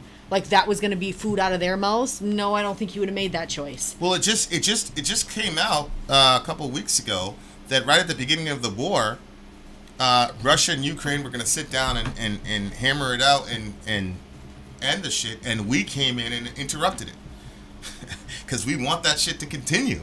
Yeah, it's just wrong. And I just wish that we would focus on so our horrible. own issues and fix our own house before we go all over the place, messing stuff up for other people. And I do agree, Amy. Trump crossing into North Korea, that was some frontline shit. That was some real man shit right there that he never got credit for because we're so tribalistic. But, you know, a lot of times, and people are going to take this the wrong way, but a lot of our politicians, especially a guy like Trump, is like a kid. So, like with our kids, like, yeah, especially when they're really small, like Reza and Orion, there's a lot of celebrating basic shit. Oh, you took out the trash. Mm-hmm. Oh, you put that in the trash because, you know, he throws something on the ground. We're like, put the shit in the trash, Orion. Mm-hmm. And and you have to tell him 5 or 6. But when he does it, we all make this big giant celebration. Mm-hmm. Why? Because we want to affirm that kind of behavior, and we want to incentivize him to repeat that. The endorphin rush he gets from that. So Trump did two major things that I really respected. One was the Iranian thing, where we're like, yeah, let's bomb the shit out of the Iranians for shooting down our drone. And he said, like, how many people are going to die? And they're like, 50, 60. He's like, we're not going to kill 50, 60 people over a remote control plane. Mm-hmm. We're not doing that. I respected that. Mm-hmm. Because all of us would have done that. And what was the media saying? What was the media saying when Trump said, I am not going to kill those people?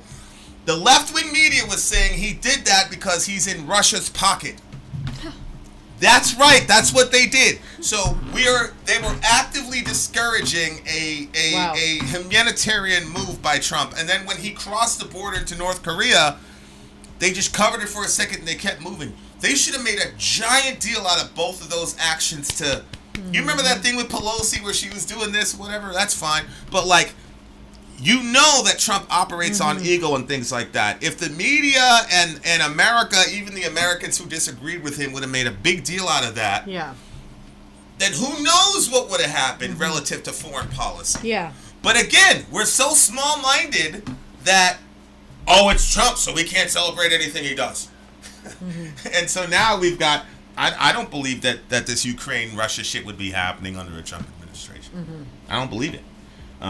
There's a reason that Putin waited till he was secure that Biden was a president, and then he moved in 2 weeks after that.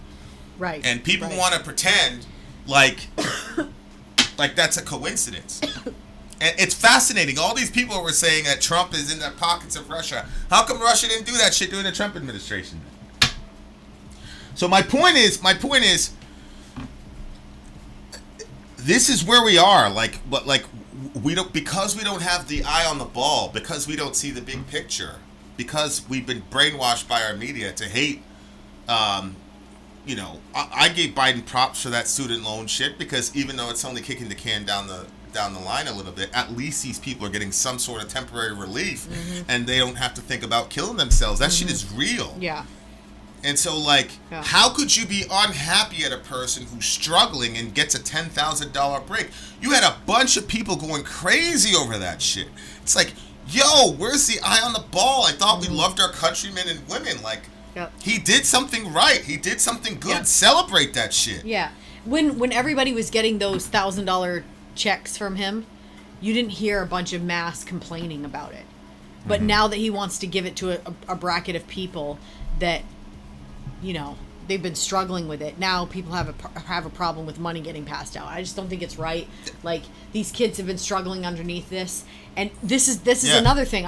Why would we do this to our own freaking people? That's what I'm saying. Like, you look back at history and you're like, okay, well, the Egyptians would take other people as their slaves, or they would tax the hell out of all these people. We're doing it. This is our country. Right. We're all Americans, and this is Right. this is how we treat each other. That's what I'm saying. Like, where's What your is loyalty? going on? Why Yeah. are we more loyal to these banks than we are to our own people? Yeah, it's Man, fuck these crazy. banks, bro. It's They've been crazy. exploiting the hell out of these kids. Yeah. I'm glad. I never went to college, so I don't have any student loans. But I'm glad. I'm glad those people got that shit relieved, bro. That was a good Yeah, we thing don't that have any Biden did. student That was debt. good. But we can't cheer that on. Nope. We can't do that because, oh, it's Biden. Nope. You know what I'm saying? And it's the same thing like Amy was saying. Of course that was good that he crossed the line into North Korea and shook the man's hand. Of course. But they found a way to make that a bad thing. Of course it was good that he didn't bomb those Iranians and kill them over a remote control plane. But we can't celebrate that. Yeah, yeah. And because we don't want to give him anything, not realizing that the more we celebrate that, the more it encourages these folks to do the right thing the next time. Yeah. So anyway, I love the song. I love the sentiment. Kind of a little bit simplistic. Kind of like in the Imagine. I knew it. It was I kind of. It knew was kind of in the Imagine kind of context, but you know, it was decent. I like the ideas. 8.2 for me. 8.2 for me. 8.2. Oh, I liked his voice. 9.4 for me. All right, you guys. We are coming right back at you with the Who. The Who is up next, and Chamby, I don't blame you. You voted for Bernie. You voted for Bernie. Mashallah. Okay, guys, we shall return. We have more songs on the way. 1971, bitches. Walk down memory lane. Shout out to DJ Revo bringing us the goodness. We are not close to being done. Finn out. Sorry, out. Go. All right, guys, here we go. Commercial break. We'll be right back. Where's my big homie Revo? I haven't seen him talk in quite some time. Let's go. I'm Vin. I'm sorry. If you would like to get your song reviewed, dear listener, there's the Filthy Capitalist option. As Sori says, 125 gets you straight to the head of the line. You don't have to be a part of the alliance. You don't have to be part of the group. Wait a minute. And the biggest thing is you don't have to wait. You hop, skip, and jump right in front of everybody. 125 gets you there. You do that 3 times, and you get mashed down to the $75 rate for perpetuity. Yes. Also, there is a band review option. So if you've got a band and you're trying to get your band some exposure, hit me up at itsori@gmail.com, and I'll show you the details about how to pull You that off. can also jump on Patreon, and there is a option on the tiers to be able to get your band reviewed. Obviously, we can't lie to you, so we can't guarantee, Can't a guarantee positive you review. A positive review. Get what you get. It's just rubbish. Rubbish. Rubbish. That's British for garbage. My favorite is the community option. $1 at the gate gets you in at Patreon. You get to join an alliance. The alliance joins their points together, and that helps determine what songs that we do.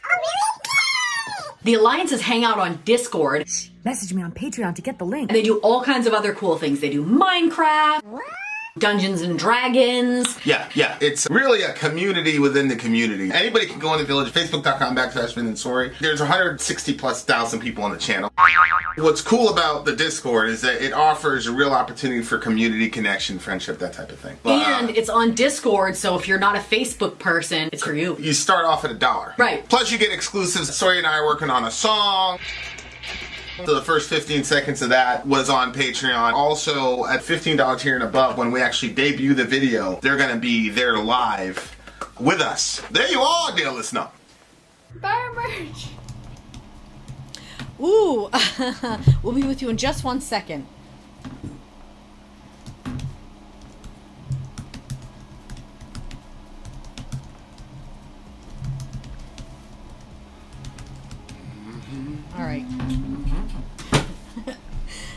to buy our merch. Buy merch indeed. A child shall lead them. Yes, dear listener. Yes, dear listener. All right, next It's up still on our... AC.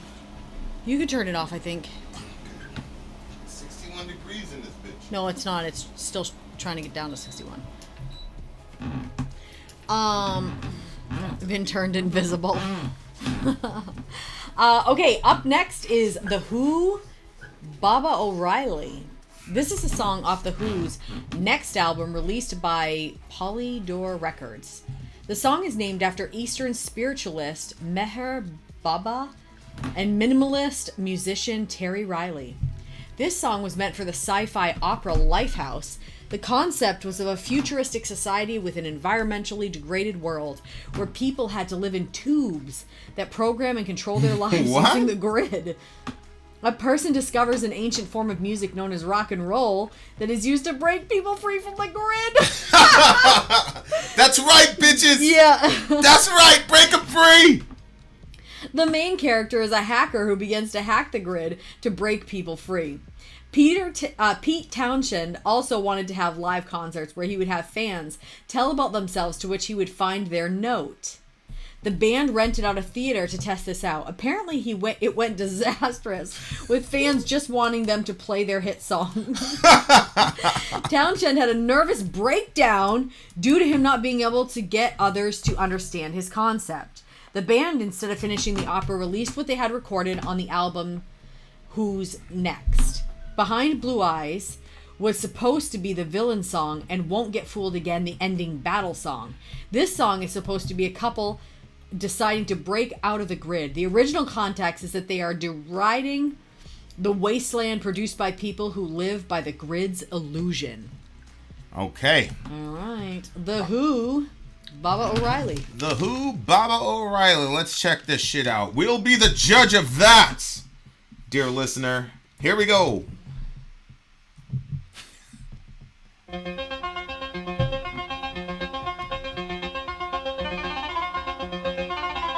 I've heard That? I've heard that. Oh. Not me. What instrument is this? Is this guitar? What instrument is this?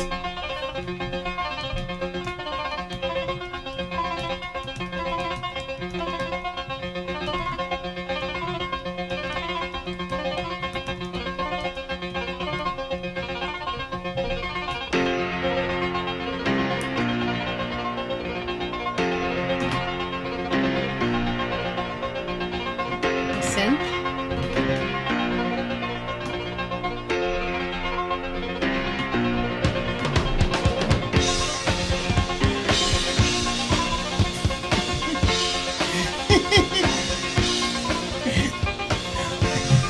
He's my favorite.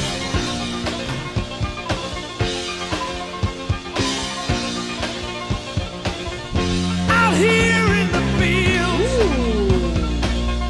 I found some of my meals. This is I like this.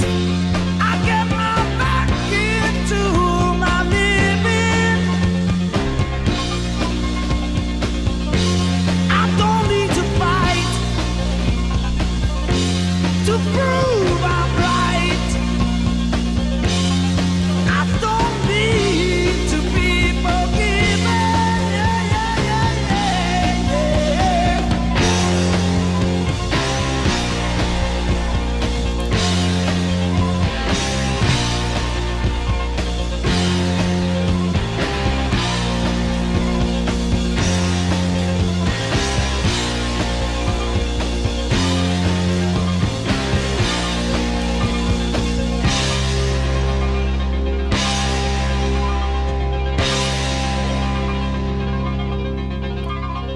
Don't cry, don't raise your eyes. Damn. It's only teenage wasteland. Sally, take my hand. We'll travel south cross land. Put out the fire and don't look past my shoulder. The exodus is here. The house me walk on this. Let's get together before we get much older.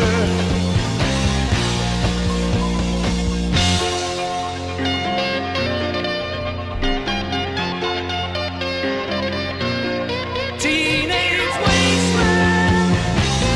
It's only teenage Now, Woodstock? wasteland. Teenage wasteland. Oh yeah. Teenage wasteland. They're all wasted.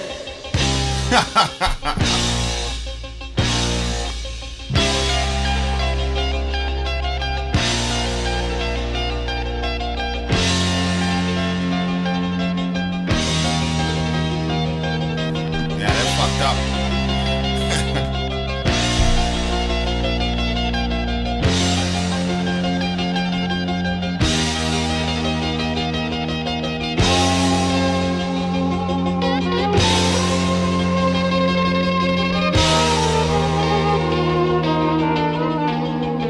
Damn.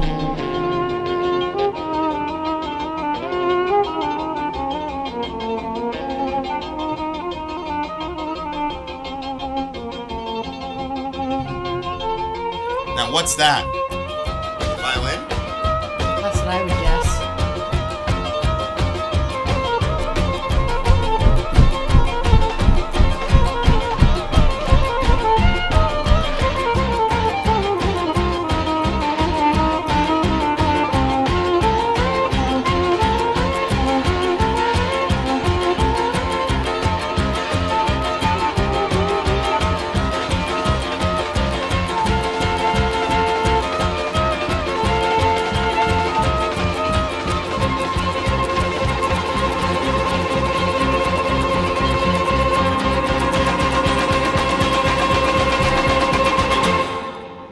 Ah!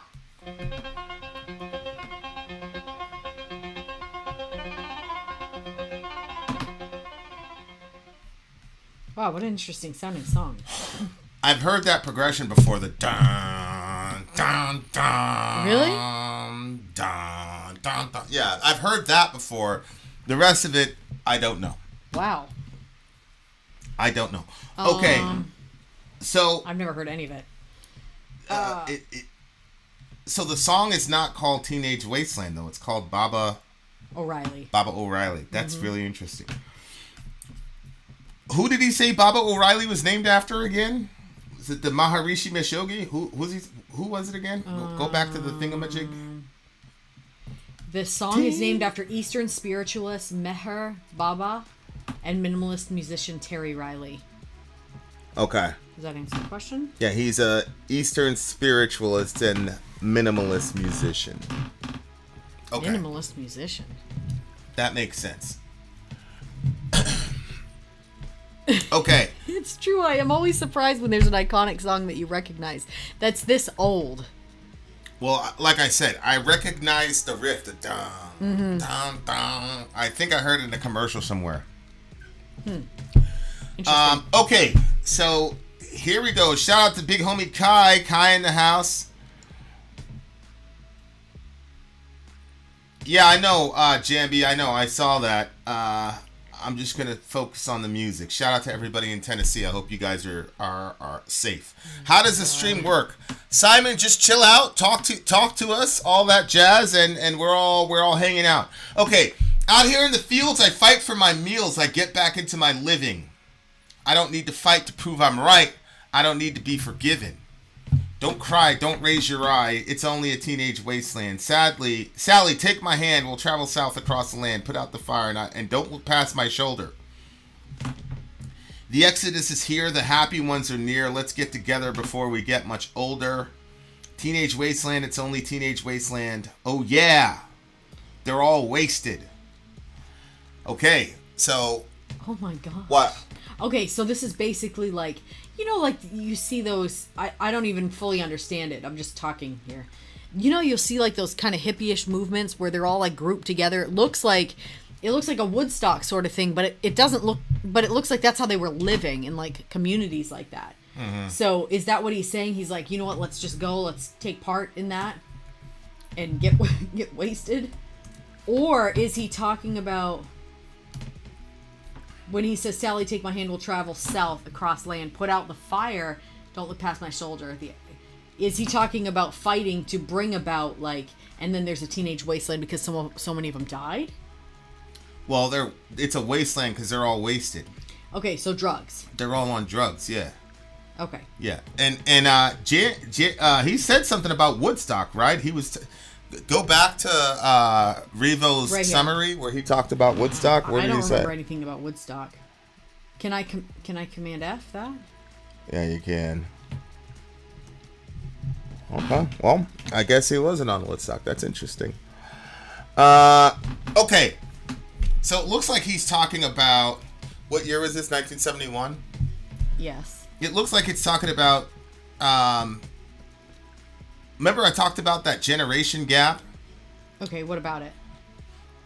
It looks like that's what it's about, Teenage Wasteland, because it says, out here in the fields, I fight for my meals. I get my back into my living. I don't need to fight to prove that I'm right. I don't need to be forgiven. So it just seems to me like it's about like the youth, the next generation, saying that they're not going to be beholden to the previous constructs that their parents had, and they're gonna do drugs, which is really interesting because we're part of the Just Say No generation. Yeah. But one of the things I'm curious about is there was no like concerted Just Say No movement in the late 50s, early 60s when people started experimenting. No. So it's I wonder, like, did the drugs not have that stigma? I know alcohol was really stigmatized in the 50s, public drinking and all that jazz, but like drugs, particularly psychedelics, like LSD was a big thing for those people. Like, I wonder what was the mindset at the time. Like, obviously the older generation was against it, but I wonder just what a normal teenager would have thought about because they were not brainwashed by the Just Say No stuff. I remember like being in the hood, you know what I'm saying? Yeah. And all my friends were getting high and shit, and like I would never do it. One, because I was hearing that shit all my life about how horrible but the other one was obviously I didn't want to be in a situation where bad shit was happening and I was like discombobulated because a couple of dudes got hit up pretty bad because they were high going through neighborhoods they shouldn't, because you get with a girl, you want to do a little weed, a little alcohol, and you get out of the building, and then dudes, you know what I'm saying? So I was always like, yo, I'm not doing, I would do drugs for those specific reasons, you know what I'm saying? So, but I did have a lot of that Just Say No shit in the back of my head, so I could imagine being a teenager, like it's the ultimate form of rebellion. Your parents have no idea what it's like because obviously your parents were not dropping acid in the fucking 1920s and 30s, which is, you know what I'm saying? So it's like, when did LSD get invented? We saw that thing. It was like in the 60s, yeah, I don't right? remember. Like he accidentally did it. But, so yeah, like your parents weren't doing it. Like now today, like if you find, if a parent finds some weed in his... 1938? If a parent finds some weed in his teenager's bag or whatever, he's not going to freak out about it the way that the Just Say No commercials were. You see what I'm saying? Like, I think people now are like, well, I mean, it's some weed, it's not. Well, yeah. Well, like I wouldn't like it per se, but I would not. Either. It would not be the end of the world. No, yeah, but back in the day, like in the 80s I and thought 90s, your like life the was end of the world. over if you do that. Don't even take one puff. It's done. Yeah. Yeah. So that's what I'm saying. Like, if you had, by the way, guys, like, share, comment, subscribe. Shout out to all the people watching. Yeah, that's the thing. Like, if a parent, and a lot of that has to do with most parents by this time, like in our age bracket, have already tried weed, done weed. So all the mythology, like we know what it is. Whereas back then, if your kid was doing LSD, it would be the end, because you would have no idea. You'd have no reference point for what that was like, what was happening. You know what I'm saying? So the kids had something that their parents had no access to. Like as a parent, you're like, I've seen it all. I've done everything. You can't fool me. But in this particular situation, like, you really didn't know. And so it kind of, I can imagine it would kind of become this kind of phenomenon where it was like, yo, we have something that our parents never experienced. So if our parent is telling us not to do this, or if our parent is doing something, I can legitimately say, you don't know what you're talking about. And what teenager doesn't love that? On top of that, your parent is telling you to go to Vietnam and do your duty and all this other shit. So you're like, man, fuck, you don't know anything. You know what I'm saying? And that's why it's like, yo, I don't need to even prove to you that I'm right. You're talking about war. I'm not gonna go bother the people. People never did nothing to me. I'm just gonna smoke this weed, or I'm gonna drop this acid. I'm gonna, you know, listen to music and all the rest of it, and you guys just go ahead and just go die somewhere. Yeah. Like, well, and I think too that like the effect that, you know, weed has affects different people differently, but for some people it ends up like bringing down their sense of anxiety or their sense of urgency. And so I think that, yeah, if you're smoking that, you're like, I don't know, like maybe we could have peace. Let's bring on the peace train. You know what I'm saying? Like where, I don't know, there's a show, Adam Ruins Everything. I don't know. I actually always mock the name of it with the kids, so I don't really know what it's called. I think it's Adam Ruins Everything. But he does like this one on like Dare. And it was like, it was so terrible because he was saying how Dare was like going into the schools and they were like, never try this one because this has this effect on you. And like, it basically just became an advertisement because once the kids started doing some of the drugs and they were like, okay, like let's say they're talking about weed and they're making weed seem like it's the end of your friggin' life. Cause that's literally what I thought, like your life was over. You'll never get a job. You're going to get brain dead. Like I literally thought all that stuff. So if you've already tried weed and then they come in there saying all that stuff and you're like, yo, I know that's not true. Then all the other stuff that they're saying about all the other drugs is not. Correct. So like the students were coming up and they were like, Correct. well, what is this one? We should probably avoid that. What does this one do? Yeah. And they were, you know, obviously going into all the details about it. But yeah, I can definitely see how that, boy. What? Yeah, how the kids were getting into stuff and the parents had no freaking clue about it. Like, I don't know. And I mean, I still don't know a whole lot about that stuff. Like, I don't know what stuff you can overdose on and what stuff you can't. Well, it's like Enigma. Enigma was saying that mass unemployment in the 60s era of free love caused this type of music. And I get that, especially like Woodstock. Like Woodstock was like this big, like, you know, we're going to do as many drugs as possible. We're going to listen to music, blah, blah, blah. It was all young people. And, you know, peace and love, blah, blah, blah. And I understand like the original Woodstock was idealized. I'm sure there was a bunch of capitalist bullshit happening there too, just like in 99. But it seemed like the folks that went to that first Woodstock were, there was a belief system. Yeah. There was a belief system about peace, love, all that type of thing. By the time Woodstock 99 rolled around, there was none of that. You know, it was just, we're angry and pissed off and we just want to let off some, you know, so it was a different kind of energy. You know what I'm saying? But like, if you look at the video, I'm really happy that the video didn't get blocked, but you see all these scenes like in the 60s and 70s, whether it's the IRA versus, you know, the UK, you know, Vietnam pictures, child soldiers, kids dressing up as soldiers. You got that baby, a little 3-year-old, and then there's all these bullet holes by the glass. It's like, I remember when I first got into Korn, and it was like the nickname for Korn was Korn Kid. And, you know, you had to follow the leader thing, and it was all these kids going over a cliff. Yep. And I remember, like, because Follow the Leader was the first Korn record I got.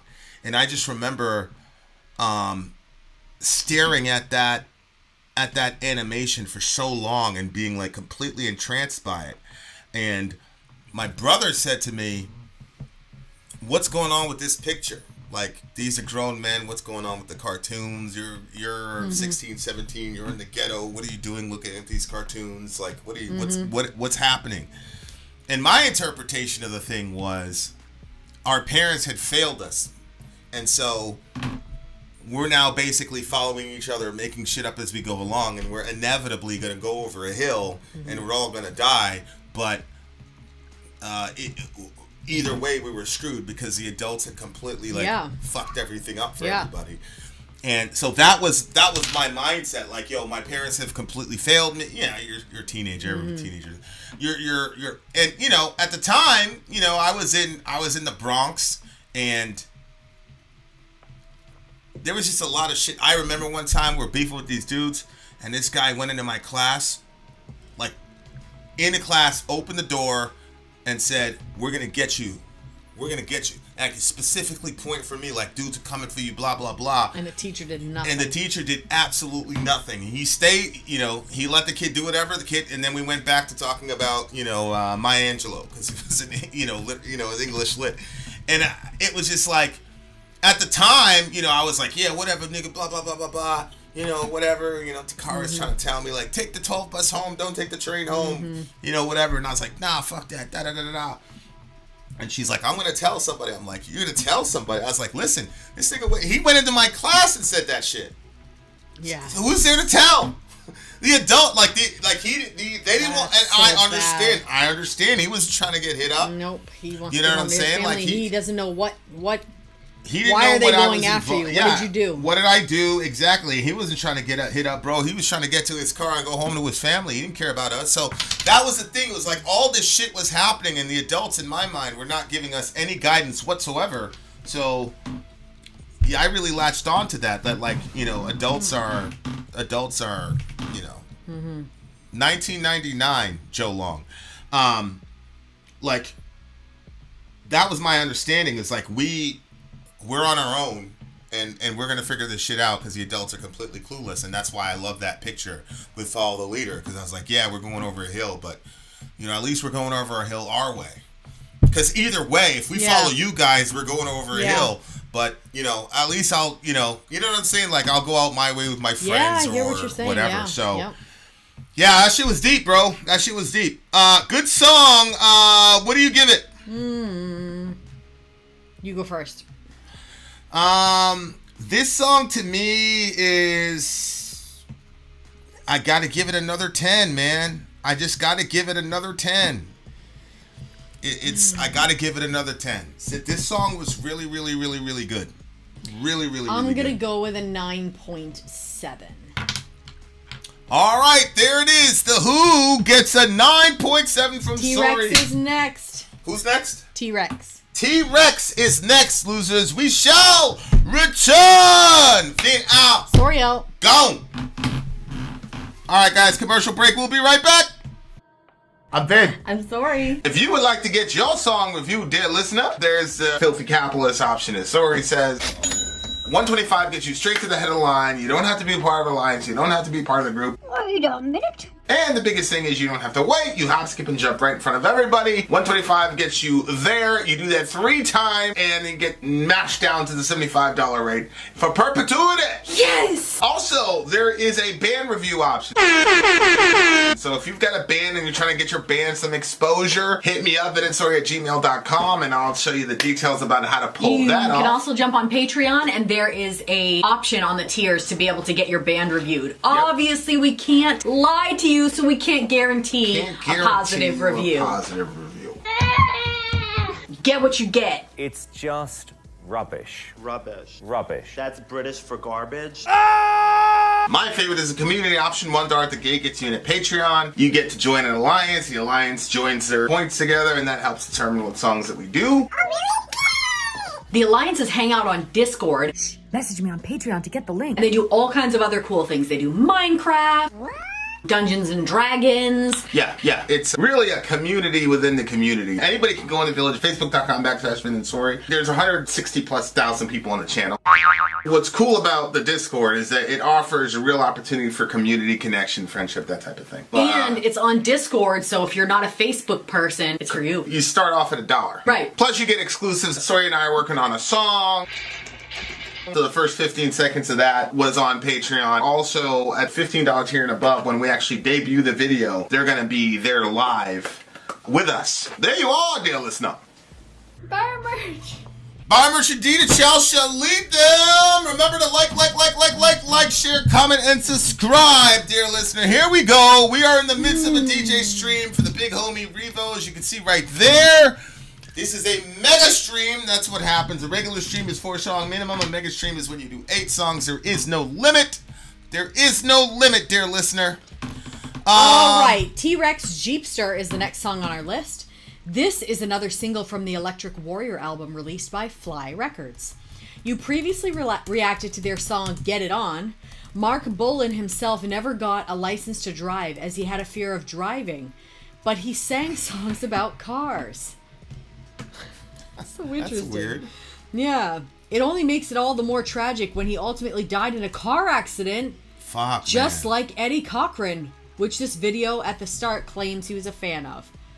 Holy moly. That's brutal. Yeah. That's brutal. That's bizarre, right? He was afraid of cars and then he dies that way? People have these premonitions. Yeah. Man. Or was it a self-fulfilling prophecy? We'll No, because know. he was not the driver. What a disaster. I've never heard of somebody being afraid of... I mean, Metallica was afraid of, like, taking buses after what happened to Cliff, which makes a lot of sense. But, yeah. Yeah. I have a soft spot for glam rock, so I may be choosing a lot of these songs and streams, especially as David Bowie and many others start joining in on the fun. Even Led Zeppelin with a rock and roll and Deep Purple Speed King from this time period has 50s lingo and sounds. Ultimately, these songs reverse the sad song trend of the era and ultimately influence the late 70s and 80s music and image. It's sad Mark Bolan wouldn't live to see the ultimate influence he had produced. Damn. This version is the opening number of the concert film Born to Boogie, directed by Ringo Starr and released by the Beatles-owned Apple Films. Okay, here we go, T-Rex, guys. Jeepster. T-Rex Jeepster, let's do this shit. Shout out to the big homie Joe. Joe is deciding whether or not he wants to like the video. He's like, but I do like the fellow from the Bronx, star. Aw. Yeah, people usually like you. So That's what you always say, but, I mean... All right, guys. Where's the evidence? Here we go! Do you hear anything? Nope. What's up, Edson?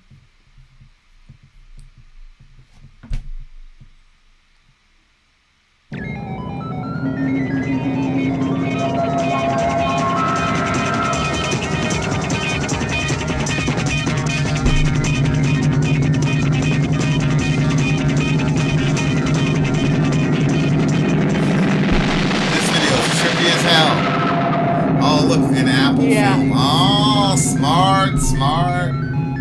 We see what you did there. I see what you did there.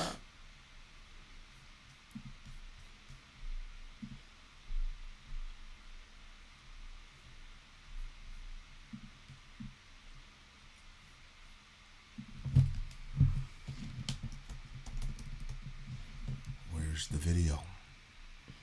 Where's the music? Do you hear anything? No, there's nothing. There's no sound. Maybe if I fast forward it a little bit. Yep, there it is. Okay, so the music is coming, dear listener. Just give it a second.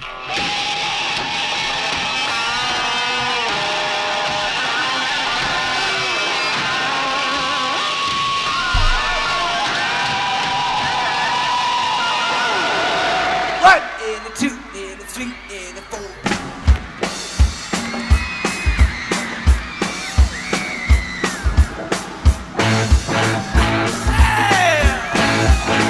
Get it on!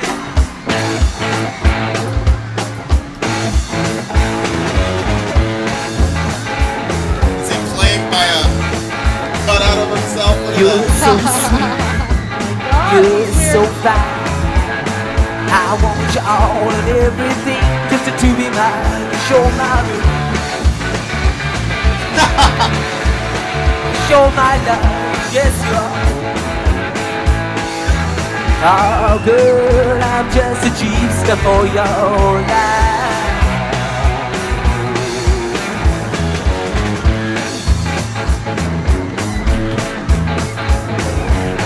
Just like a call, you're pleasing to behold. I call you Jaguar if I make you so bold.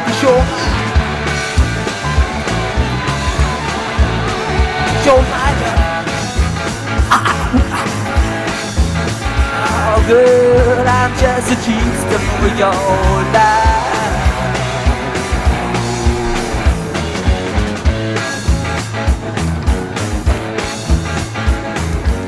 Your motivation is so good. Oh, don't you know you're just like Robin Hood? To show my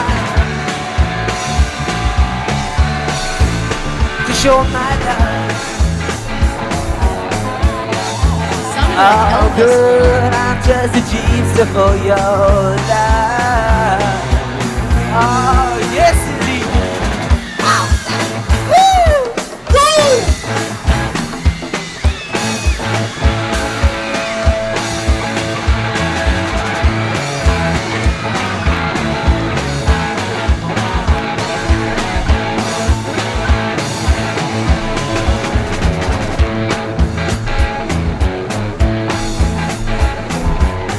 The wild winds blow upon your frozen cheek. The way you flip it, y'all hit it always makes me weak. Show my love. Oh, girl, I'm just a cheapster for your life.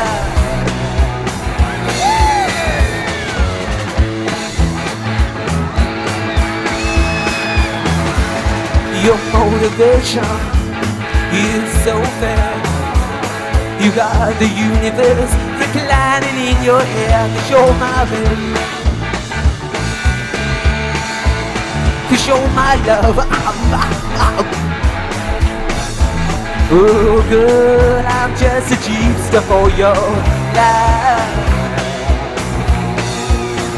I said, girl, I'm just a vampire for your life. And I'm gonna suck ya.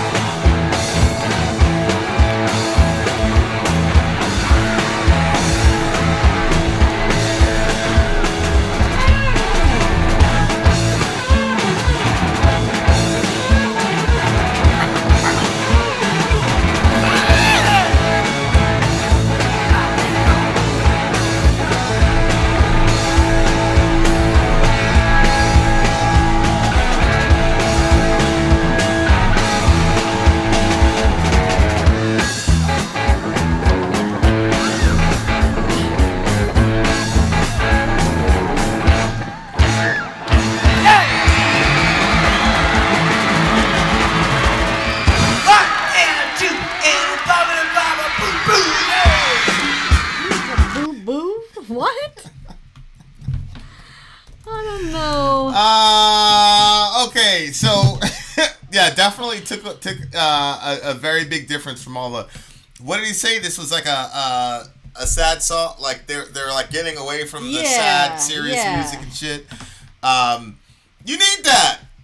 You need that. Yeah. No, you do. Look, man. No, I mean, babe, you know I'm the first one to say let's not sit in depression, but I mean, I don't like that. The 60s and 70s were a transitional time. It was a paradigm shifting time. I think a lot of the artists rightly called out issues like war and, government, issues and all the rest of it. And I think it's important. It was important for the Bob Dylans and all these guys to talk at that shit. But at the same time, like, you remember when we were doing those 50 songs? Yeah. And, like, the vast majority of them were just like, let's party in the shake shop and all. But there was a lot of shit happening, especially for black folks. Mm-hmm. Like, and they did have songs where they would deal with it directly, as we covered. But at some point, man, you need a reprieve just to have fun. It doesn't have to be all like what's going on with you with the song? Like, I didn't like it. It was annoying to me. What was annoying? Just his whole entire presentation, like when it started out with the big like thing of himself that he was playing beside, that was just like so strange. He was playing by a big statue. Statue of. Yeah, that was weird. And then like it's weird because you know how I am about like relationship songs, love songs, blah blah blah. Like just reading it, you're so sweet, you're so fine. I want you all and everything just to be mine. Like I like this kind of stuff because you're my babe, you're my love. Girl, I'm just a jeepster for your love. I don't know what that means, a jeepster. So like the stuff that he was saying. A jeepster is a kind of automobile. But go ahead, keep going. How's he a jeepster for her love? What does that mean? I don't know. I think a jeepster was a really cool car with a bunch of amenities and such. Okay.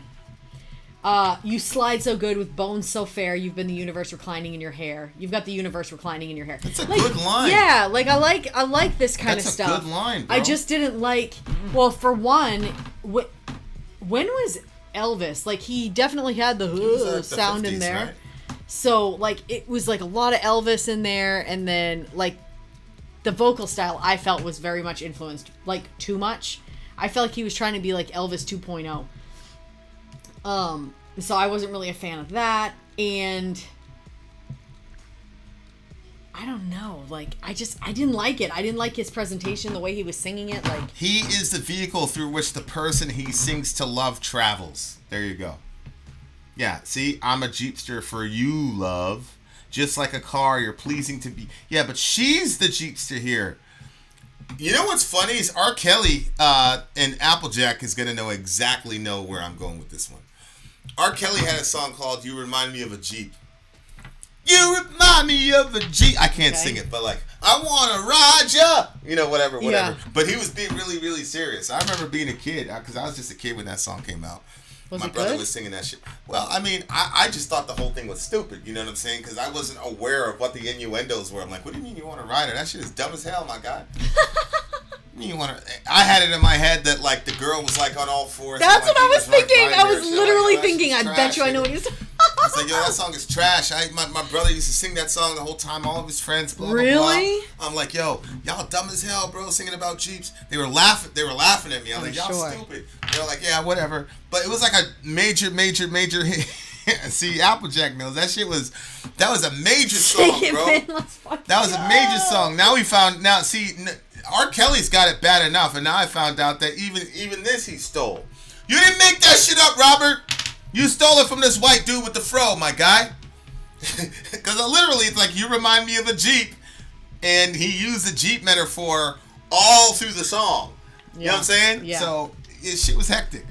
That I can't believe my man R. Kelly stole that song, bro. But it makes a lot of sense considering.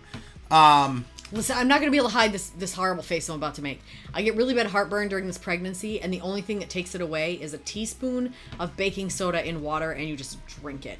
But it's really horrible, and so I just didn't feel like I was going to be able to communicate. I just needed to let you guys know what's happening here. The wonders of pregnancy. The wonders of pregnancy. I gotta say, I always admire, women carrying children and things like that. But this particular pregnancy has been pretty rough. It's been pretty rough, and you've been a gangster. You haven't complained and whatever. You should, but you haven't. I have too. Shout out I to told Soraya. you I don't know if you're gonna have any more kids after this. But then I just know at the end of the day I'm just talking shit. I know I'm gonna have more. Yeah, when you bring Seneca home, you're gonna be like, well, just like you did with Orion. Like a week later, you were talking about having another kid after Orion. Weirdo. Okay. I like that line though. You got the universe reclining in your hair. That made me. I'm gonna get all my atheist friends to pray that I have twins. That made me think about Krishna. Oh, She really? has the universe in her hair. You know that story? Baby Krishna opens his mouth and the universe was in his mouth. His mom and all that was like looking. He's had the entire universe in his mouth. Like dude was a gangster. Yeah, like this was he was saying some really significant shit, but the presentation, in my opinion, was I could not get past it. Yeah, I love the presentation because, like, look, we've been doing a lot of heavy songs. So I'm not talking about like musically heavy. I'm talking about content-wise. It's been heavy, you know. And so, like, you need a little island of reprieve, man. It can't be all serious all the time. I think that's why he put that in there. I get that. I get it. I'm just, I'm not feeling it. And I didn't like his vocal style either. So. Oh my God, you're the worst. You're the worst. And it's funny because, like, normally I like these types of songs, and I'm completely good with corny. I think I'm, probably like 85% made of corny. So, you know what I mean? Like, I like that. But this one, I just felt like some of the stuff that he was saying, I was like, oh, that's just too corny for me. But I feel like it was just him. It was his presentation that made me feel like it was corny. Especially when he did that last line.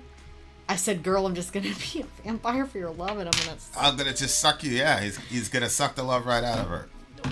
Oh, yeah, that's what he was doing. Yeah, look, here go the lyrics to R. Kelly. You remind me of something. I just can't think about what it is. You remind me of my Jeep. I want to ride it. Something like my sound. I want to pump it. Girl, you look just like my cars. I want to wax it. And something like my bank account. I want to spend it, baby. Like, he just went on and on and on with that metaphor. And, I was disappointed. But he was dead ass serious when he was saying that shit, bro. I like his music. He was dead ass serious, and he was dancing and shit. All the dudes like, yeah, blah blah blah. You go down the hall, you hear the girls singing that. You remind me of Jeep. I'm like, yo, y'all corny as hell, bro. Turns out I had no idea what was going on. It wasn't until I got older and hit high school where I was like, yo, babe, do you remember the moment when all of a sudden you were like? Yeah, because my man, my day one, he was before he got it. I got him into Korn. He was a big R&B guy. So Usher, all that shit, R. Kelly, all the R&B dudes, like all the singers at the school, like R. Kelly was the standard because before all this shit came out, like he was like the Michael Jordan of R&B singers. Like dude was insane. Like I Believe I Can Fly. Like I've never not seen him like produce a ridiculously amazing song. So anyway, we're in the locker room changing, and then Reed starts singing. I'm like, yo, and then I like listened to the lyrics, and I was like, oh damn. And then I was like, yo, these girls are dumb as hell. How the fuck did that song get so famous with these girls? You're talking about you like you're a Jeep and shit. Like, please. So then I started saying, yeah, I'ma sing this my way. You remind me of a Jeep. I'ma use you and leave you in the driveway. You didn't. Yeah, I was singing that shit in the hall, bro. Girls like that shit too. I ain't gonna lie to you. I was gonna say they must have been laughing. Some of them must have been laughing. Yeah. Well, one girl was like, all right, let's see it. That's a true story. I showed Shorty. But I didn't have But I was bullshitting because I don't have a car and I didn't have a driveway. We were in the hood. I didn't have no fucking driveway, bro. I was just saying that shit. All right. I give this song a solid 8. A solid 8. It's a 4. It's a 4. So it still beat Goo Goo Gachoob. I'm sorry. I'm very, very sorry, Dwayne. But Goo Goo Gachoob is still the what I give that a 3? 3 point. Yeah, you gave it a 3.5. You gave it a 3.5. You gave this a 4. So I this just was think better this one was than the a Beatles. little bit better, yeah. Yeah, the girls were dancing like they ain't talking about me. Yeah, they were. Yes, we were. Yes, we were. All right, we got more songs on the way, dear listener. We got more songs on the way. Alice Cooper, Sori out. Gone. Daniel gave it a 2. Holy shit, you guys are ruthless. Wait. Danny gave it a 2. Shout out to the big homie. Okay, we're coming back, dear listener. We're coming back. We got more music for you. Commercial. I'm Ben. I'm sorry. If you would like to get your song reviewed, dear listener, there's the Filthy Capitalist option. As Sori says, 125 gets you straight to the head of the line. You don't have to be a part of the alliance. You don't have to be part of the group. Wait a minute. And the biggest thing is you don't have to wait. You hop, skip, and jump right in front of everybody. 125 gets you there. You do that 3 times, and you get mashed down to the $75 rate for perpetuity. Yes! Also, there is a band review option. So if you've got a band and you're trying to get your band some exposure, hit me up at sori@gmail.com, and I'll show you the details about how to pull that off. You can also jump on Patreon, and there is a option on the tiers to be able to get your band reviewed. Obviously, we can't lie to you, so we can't guarantee a positive review. Get what you get. It's just rubbish. Rubbish. Rubbish. That's British for garbage. My favorite is a community option. $1 at the gate gets you in at Patreon. You get to join an alliance. The alliance joins their points together, and that helps determine what songs that we do. The alliances hang out on Discord, Message me on Patreon to get the link. and they do all kinds of other cool things. They do Minecraft, Dungeons and Dragons. Yeah. It's really a community within the community. Anybody can go in the village, facebook.com/VinandSori. There's 160,000+ people on the channel. What's cool about the Discord is that it offers a real opportunity for community connection, friendship, that type of thing. And it's on Discord, so if you're not a Facebook person, it's for you. You start off at $1. Right. Plus you get exclusives. Sori and I are working on a song. So the first 15 seconds of that was on Patreon. Also, at $15 tier and above, when we actually debut the video, they're going to be there live with us. There you are, dear listener. Buy our merch. Buy our merch, indeed. A child shall lead them. To buy our merch. Yes, dear listener. Yes, dear listener. Yes, dear All right. listener. Alice Cooper, Dead Babies is up next. Jeez.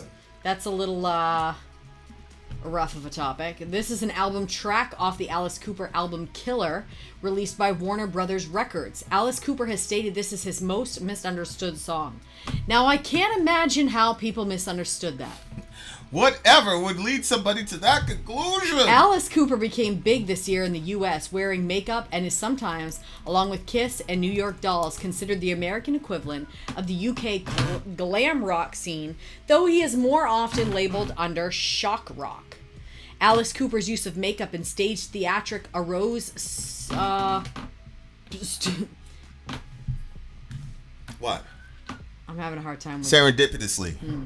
and concurrently with glam rock. All right, here we go. The brain just starts to freeze. Light listening on a, was it a Wednesday night? It is. Okay. All right, here we go. But we're almost about to go into Thursday morning. Okay. All right, let's do it. Here we go. Alice Cooper, Dead Babies, his most misunderstood song of all time, according to him. So let's see if it's misunderstood, dear listener. Dead Babies, Alice Cooper, let's go. Oh, that's spooky.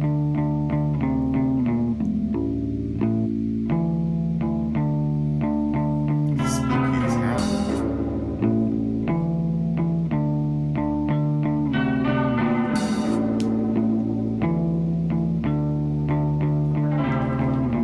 Little Betty ate a pound of aspirin. Gosh. She got them from the shelf up on the wall.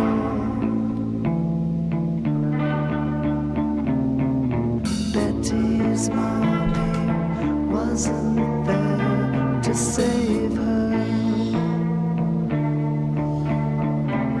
She didn't even hear her baby call. Jeez. Dead babies can't take care of themselves. Dead babies can't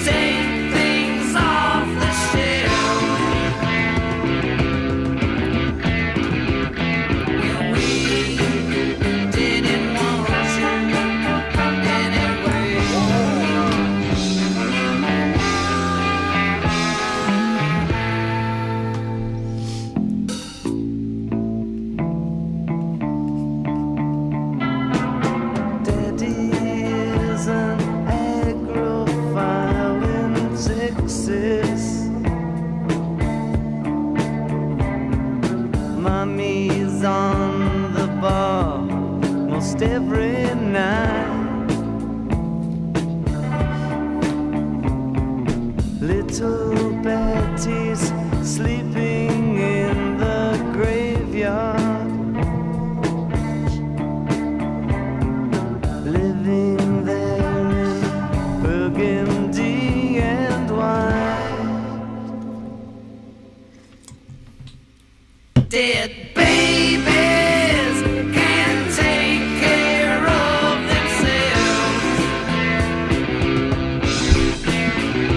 Dead babies can't take things off the shelf. Well, we didn't love you anyway.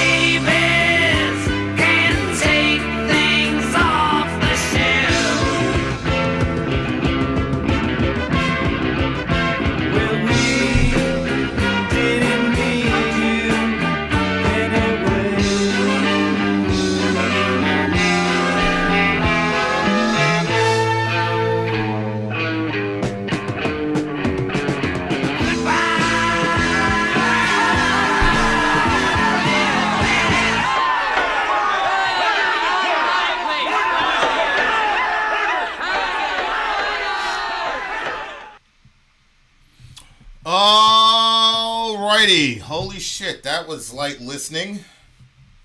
I don't even understand. What does he mean you got taken wrong? How else could you take it, the song? Well, people were probably reacting to the dead baby part like it was a celebration. And he was saying we didn't need you anyway. Yeah, so maybe, and we didn't love you anyway. Yeah, so maybe people took that as that he was saying that was a good thing, that you know, if you're a kid who's neglected by your parents, then it's good that your parents don't love you or something like that. I mean, I don't even understand why he would write a song like this. Like, what's the win here? Oh, I see. The win to me is obvious. Which is what? Well, one, he's saying babies can't take care of themselves. Dead babies. Right. So what he's saying is this girl was left to herself. Her dad's out he's an agrophile in Texas, and his mom's at the bar every night. So she's basically left to raise herself, and she ends up killing herself. I thought that was what they were doing, because that's verse 2. It says where the dad is, where the mom is, and it says where the baby is. So I thought that was their reaction to the death of the child. No, I think their reaction explains why mommy wasn't there to save her. Right? Because it says, like verse 2, mommy's out in the bar. Because you're thinking, well, where the hell is mom? Where's her mom when this is happening? And she's at the bar. Now, of course, here's -5. What's Up, Nightmare? It started out as a simple song about parental neglect. Bob Ezrin turned it into a gothic classic, our most misunderstood song. Yeah, I definitely see goth kids listening to this song. I think this song has probably saved a bunch of lives. Because I remember, Blind, for example. I mean, it starts out literally, you don't know the chances, what if I should die? And I remember being like, yo, that's real. Because I remember, like, especially at the time where I was in 99, there's a big part of me that was like really contemplating suicide. But then there was another part of me that I was pretty convinced that I was not going to make it out of high school. So I was kind of like, I'm fucked either way. You know what I'm saying? Like, when I go out, my big goal was to make it home, like, and make sure my folks got home. But then when I got home, I was so depressed. You know what I'm saying? That I was just like, so when I heard that, what if I should die? I'm like, damn, because when you're a kid, you literally think you're the only one, especially in my family, because my family was able to, everybody just seemed to be able to handle the shit a lot better than me. My older brother was able to go through school, never beef with anybody, to my knowledge, never carried any weapons, never got into any of the shit. My little brother was able to go outside and, he got in little scuffles, but nothing really critical. And then when the home shit was going on, my older brother seemed fine with it. My younger seemed fine. I was never able to come up with defense mechanisms like they did, to where, I felt everything and I didn't hide anything. And so I remember one time I was arguing with my older brother. I'm like, yeah, you're not real, blah, blah, blah, because you just, you're enabling the people in our house and all the rest of it. And he's like, yeah, bro, we should all be like you. He's like, you're miserable. There's no peace in this house anytime you open your mouth, whatever. Like, looking back, it sounds like but he was right. You know what I'm saying? Like, but at the same time, I thought I was right too, and I probably wouldn't have changed it. But when I finally found music, because you don't hear a lot of that, like suicidal ideation and things like that, and like you hear about like, yo, I might not make it home, all that shit, but then the response is, so strap up and get them. You know what I'm saying? Yeah. It wasn't like, I am vulnerable, I feel alone, I feel like dying. There's a lot of times on the train where like you get in a staring contest with people, and then I'd hear a voice in my head like, yo, you don't know what this dude is carrying, you don't know what's going on, and I'd be like, yeah, I really don't, I don't care. Like I would get into these moods where like I didn't care if I lived or died, and like, so to me, when I finally got a hold of Korn, I'm like, yo, okay, like people understand where I'm coming from. So like I could definitely see a lot of people like listening to this song, a lot of disaffected youth, especially in the 70s, because of all the conflict between adults and parents, because of the whole generation gap and shit like that, where I think a lot of people listened to this song and was like, yo, okay, somebody knows what's going on. Somebody's calling out my parents for being neglectful, and somebody's calling out how I actually feel about. And the other thing too is like, if you're a really good parent, one of the main things you do is you listen to the music that your kids love. So like Sale is really, really big on that. She'll show me, you get a lot of intel from your kids if you're willing to listen to their music. I remember one time my older brother was like, yo, what's up with this Korn stuff? And I was explaining to him Follow the Leader, what it meant to me and all that. And like, he kind of looked at me, he's like, oh, word. And then he went downstairs. But I was happy that somebody finally engaged, because I had done this major change. I was wearing nail polish all the time. Like, I completely changed my aesthetic. And it was just criticism. You know, it wasn't until my brother sat down and said, okay, what's going on here? And then I remember when Falling Away From Me came on, and it was debuting on MTV, and my mom's TV had the best whatever, so I had to watch it in my mom's room because it was a world premiere. Like, I was beefing with my mom heavily, but it was Korn, so I'm like, so then the video came out, and, you know, it's portraying the parents as being abusive and all this shit, and my mom was like, what's going on here? And I was like, well, you know, his parents won't leave him alone. And she's like, he's a grown man. Like, what are you talking about? Obviously, I was talking about our relationship, but I can imagine, like, looking at these lyrics, like, sitting in a room with your kid and looking at these lyrics and being like, what's going on?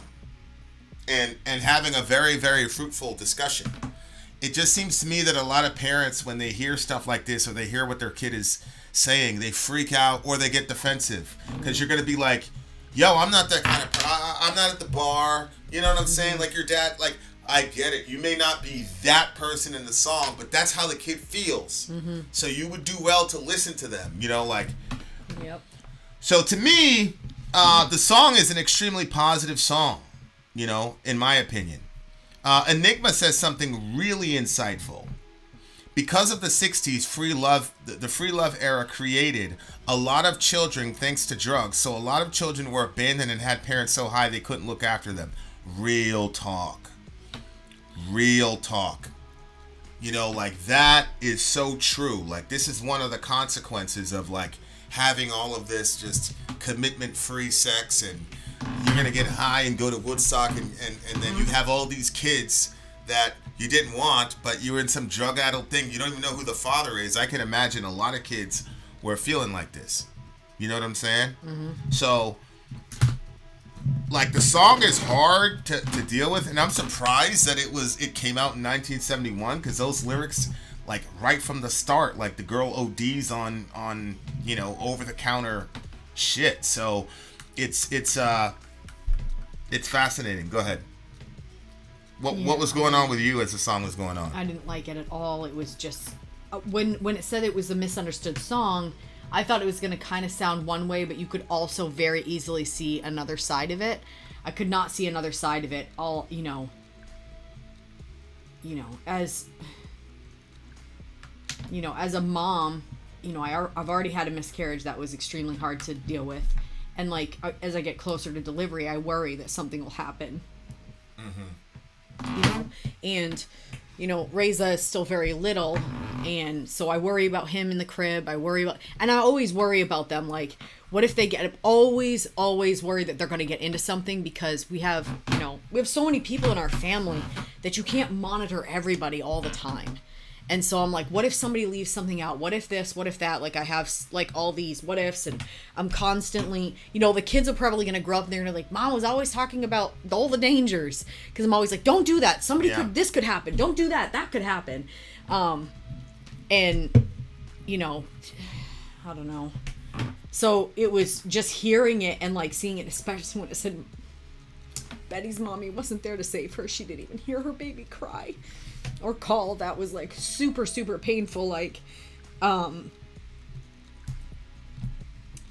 there are moms that are in that situation where they're not there, or, you know, like, I'm in a lot of these different mom groups and stuff, and one of the moms was saying, I need somebody to talk me through this. I had no advice for her.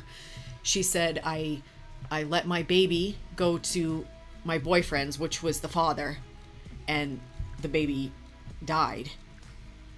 But there was no reason. And so it was like SIDS, you know what I mean? Like, the baby's asleep in the crib. Nobody did anything wrong. Like, but as the mother, you feel like, I should have never trusted him with that. What if the baby was with me? Would I have, you know what I mean? Like, and all of those questions and those what ifs, and, you know, like, obviously our religious view is that God is the determiner of when life begins and when life ends. And so whether the baby was at her place or at his, like, that was the baby's time. So that can be of comfort to some people. But, you know, for other people, that's not, it's hard to believe that could be true when you think to yourself, well, I could have made the difference, like, if the baby was with me. Especially because, like, a lot of times, like, men and women, like, watch kids differently. Like, the stuff that, you know, like, I'm talking like stereotypes. Like stereotypes, the mom is more the overprotective, make sure that everything is completely like over the top good. And that the dad's like, oh, they're gonna be fine, you know what I mean? Like, and it helps level out the kids to not be so spoiled. But at the same time, like, if it happens underneath somebody else's, well, oh my God, it's just, you know, so I'm just picturing this baby and Reza, and it was just too much. Like, Reza's a year and a half. Well, he'll be 2 in November. But he's just, I don't know, so little. And then, you know, the idea that the mother would leave the kid but our by country, themselves. Our country hates children. They hate them. When I listen to the way, you know, everybody knows what I'm talking about. But when I listen to the way these people describe children, parasites, Yeah, blah, blah, I know. blah, Yeah. like, on top of the fact that it's just not scientifically correct, you cannot have a culture that dehumanizes children. Yeah. And then somehow switch to be a welcoming environment for children. Like, that's not how it works. It's interesting, You too, spend because 50 years dehumanizing a group of people, then there are going to be serious consequences. Go ahead. What were you saying? it's not just that. Like, there are people, but there are, like, tons of pro-life people that, you know, like I showed you that video of that little boy, and he was like in the shower.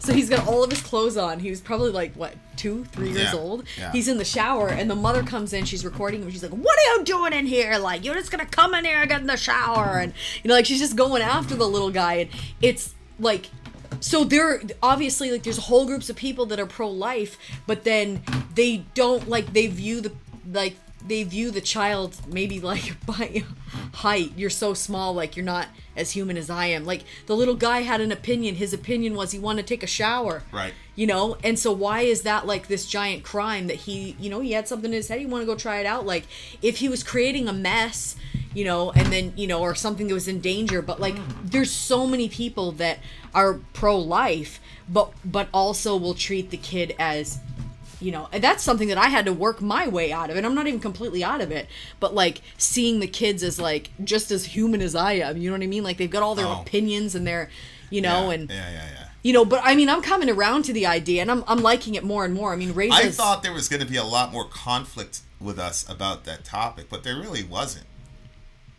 It's hard for me because it's like, it's tiring, and sometimes you want to just be like, shut the you know what I mean? But you know, I was watching Reza, and I had told he's gonna be 2 in November, like I said. I told him there was something that I wanted him to come give me a kiss. I said, come give me a kiss, and he looked at me and goes, no. And then he got on his little scooter and he started scootering away, and I was like, that's so interesting, because we weren't allowed to say no, especially to like affection, you know, from a parent or from a family member or whatever. But I thought that's really good that he has that opportunity. He can't say no if, you know, if there's like a chemical involved, or if he's throwing his food all over the place and I tell him to stop. Like, he can't say no to that. But there are things that don't have like any future ramifications to it, where it's like, this is good for him to be able to exercise his autonomy as somebody so small, to be able to say, no, I don't want to do that, so no. Yeah.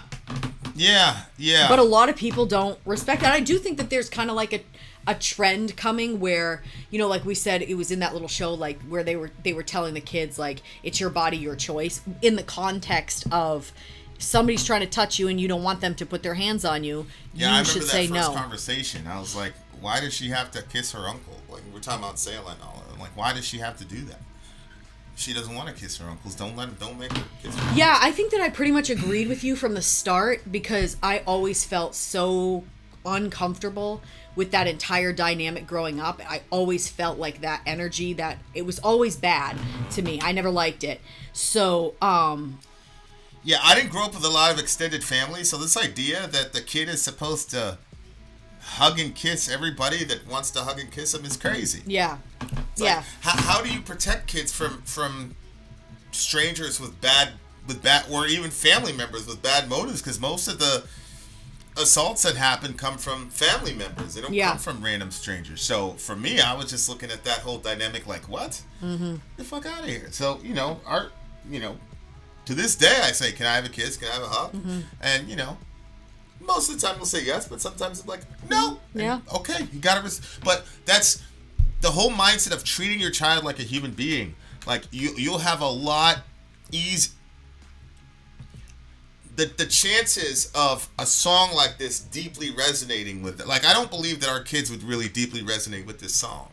I feel like they feel like they're allowed. I'm gonna send them the song and see what they say, but I feel like they feel like we have family meeting. Anybody can call a family meeting. We had one a day or two ago, and I thought it went pretty well. And they're not always easy, and it's not always, you know, but it's important to engage with your kids and let them speak their truth and not be so defensive about it.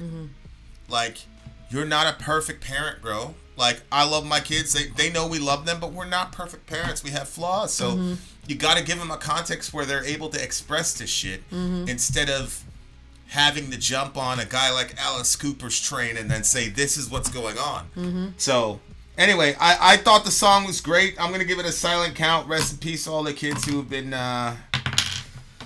forgotten by this culture, man. Including...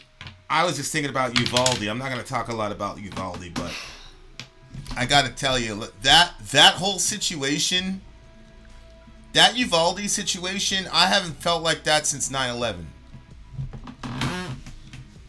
And there's a sense in which it was worse, because after 9/11, I was like, okay, we know who needs to die.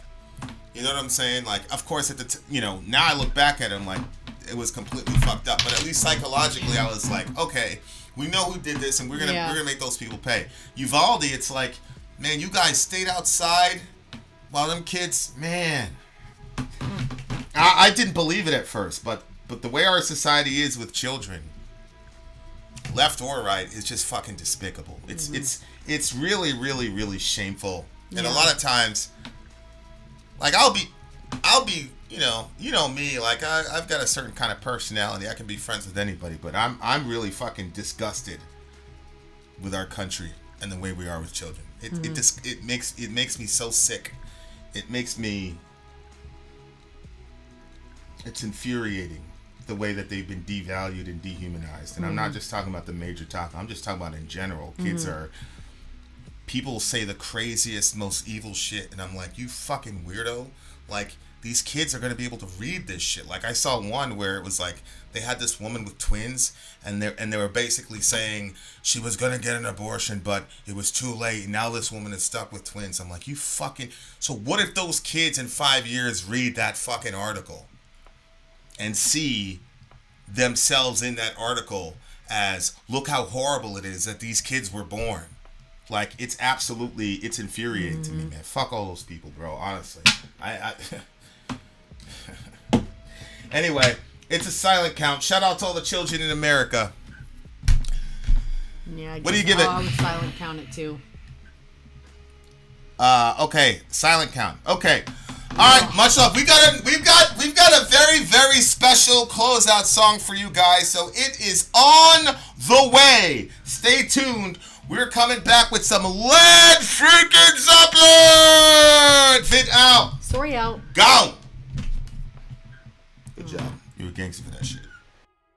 I'm Vin. I'm sorry. If you would like to get your song reviewed, dear listener, there's the filthy capitalist option. As Sori says, $125 gets you straight to the head of the line. You don't have to be a part of the alliance. You don't have to be part of the group. Wait a minute. And the biggest thing is you don't have to wait. You hop, skip, and jump right in front of everybody. $125 gets you there. You do that 3 times, and you get matched down to the $75 rate for perpetuity. Yes! Also, there is a band review option.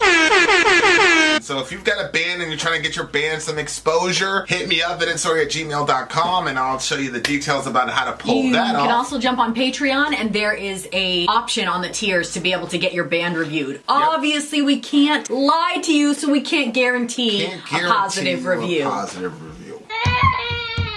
Get what you get. It's just rubbish. Rubbish. Rubbish. That's British for garbage. My favorite is the community option. $1 at the gate gets you in at Patreon. You get to join an alliance. The alliance joins their points together, and that helps determine what songs that we do.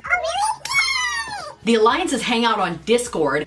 Message me on Patreon to get the link. And they do all kinds of other cool things. They do Minecraft, Dungeons and Dragons. Yeah. It's really a community within the community. Anybody can go in the village, facebook.com/Vin and Sori. There's 160,000+ people on the channel.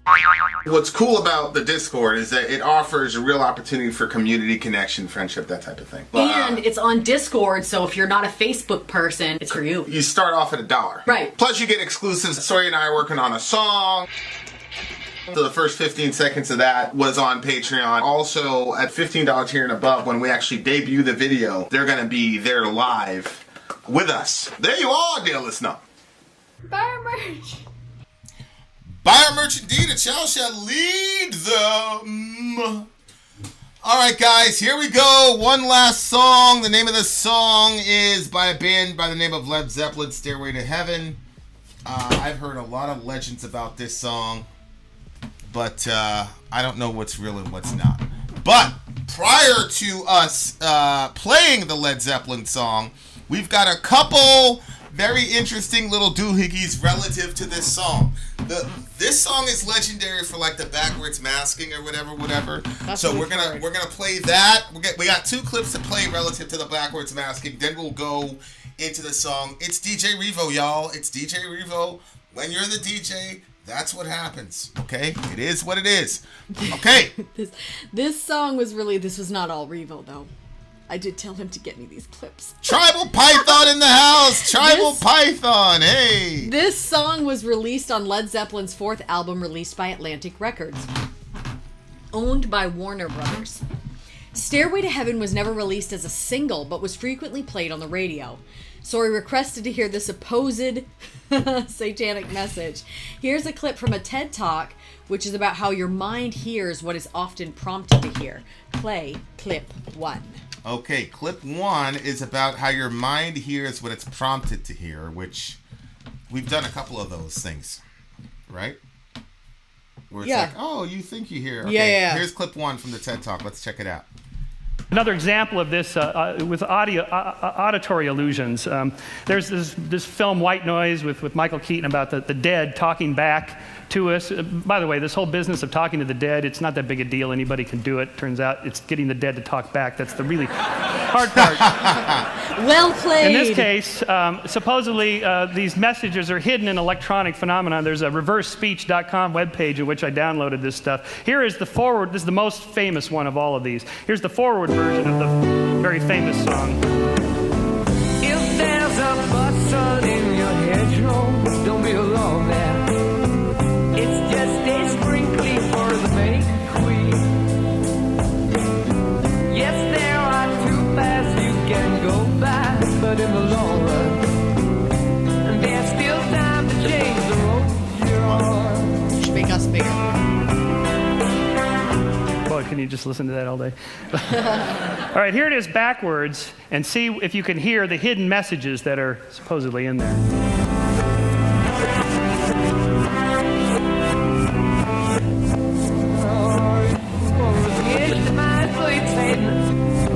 I heard my sweet Satan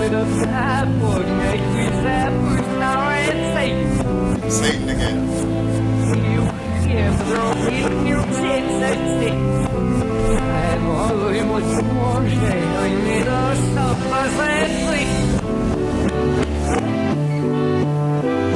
What'd you get?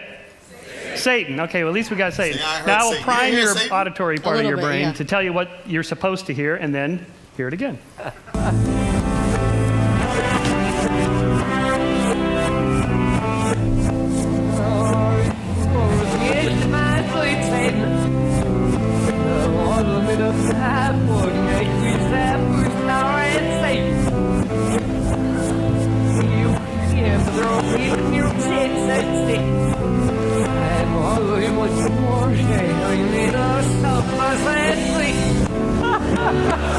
Holy shit.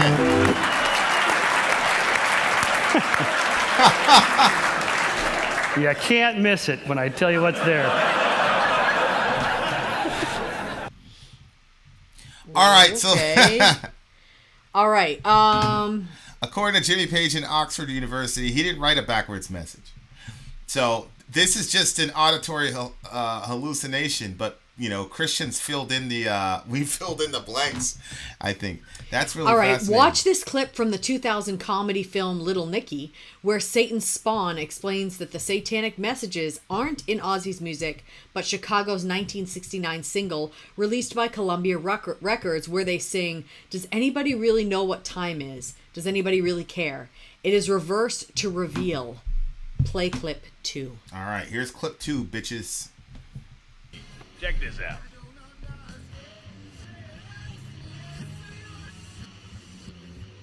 What's Ozzy trying to say there? John, absolutely nothing. The Blizzard always came straight with his messages. But wrap your minds around this, gentlemen. Oh, no. Chicago. I love this song.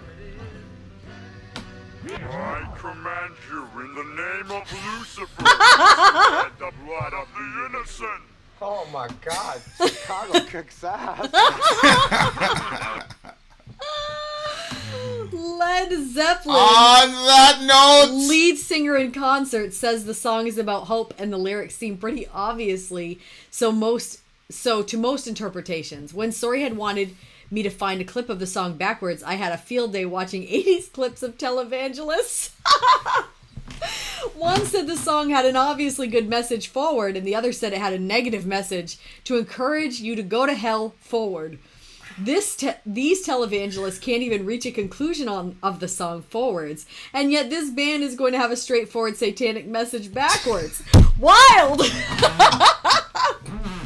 I swear to God, bro. Evangelicals are my people, but holy moly. Okay. This shit is just... Can you imagine being God? Like, look at this fucking shit. Look at this shit. There's fucking world hunger, all types of shit. Fucking war. What are people worried about? Aha! You said Shaitan when I played it backwards and sped it up by 2. Weird. All right, here we go. Stairway to Heaven. This shit is legendary. Yeah, I've never heard this song. I've just heard about it. Right. Same. Shout out to the big hole. You know what happened? The guy that was discipling us way back in the day when I got out of the hospital, Robin. Shout out to Robin. He was like, "Oh, no, brother, Vincent," because he knew I was into metal. So he'd say, "No, brother Vincent, no, it's satanic, blah, blah, blah." I'm like, "What's satanic? What are you talking about?" Because my mom used to say corn was satanic. Where are these? He's like, so he started talking about Stairway to Heaven and all the rest of it, and Hotel California. I guess Hotel California was about hell, like you go in but you can't check out. Oh. So it's telling everybody to go to hell. I was like, well, it says you can't check out. Like, that sounds terrifying. That doesn't sound like you're trying to get people to go there. But whatever. Stairway to Heaven. Right. Stairway to Heaven, Led Zepplin. Let's do this shit. Sounds like do a whatever warning. you need to do. Sprinkle some holy water. Whatever it is you need to do. Let's go.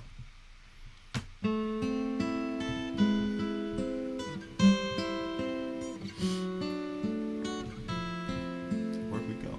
Okay. There we go.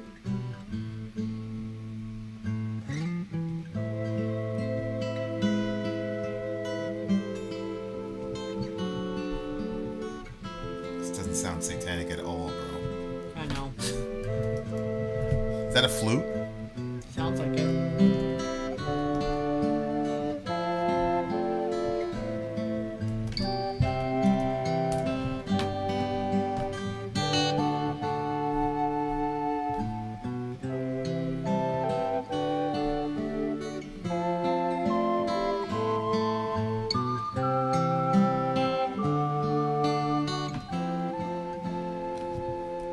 There's a lady who's sure all that glitters is gold, and she's buying the stairway to heaven. When she gets there, she knows if the stores are all closed, with a word she can get what she came for.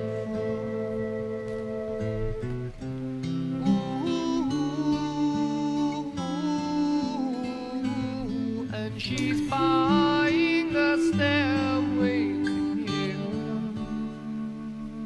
There's a sign on the wall, but she wants to be sure 'cause you know sometimes words have two meanings. Ooh, that's meta. In a tree by the brook, there's a songbird who sings.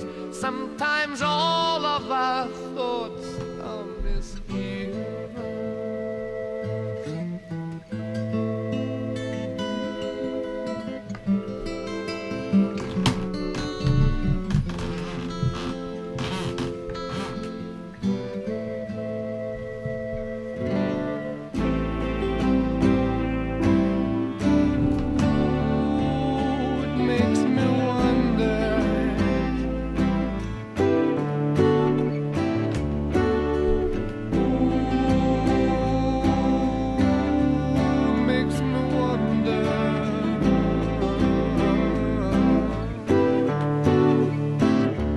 There's a feeling I get when I look to the west, and my spirit is crying for leaving.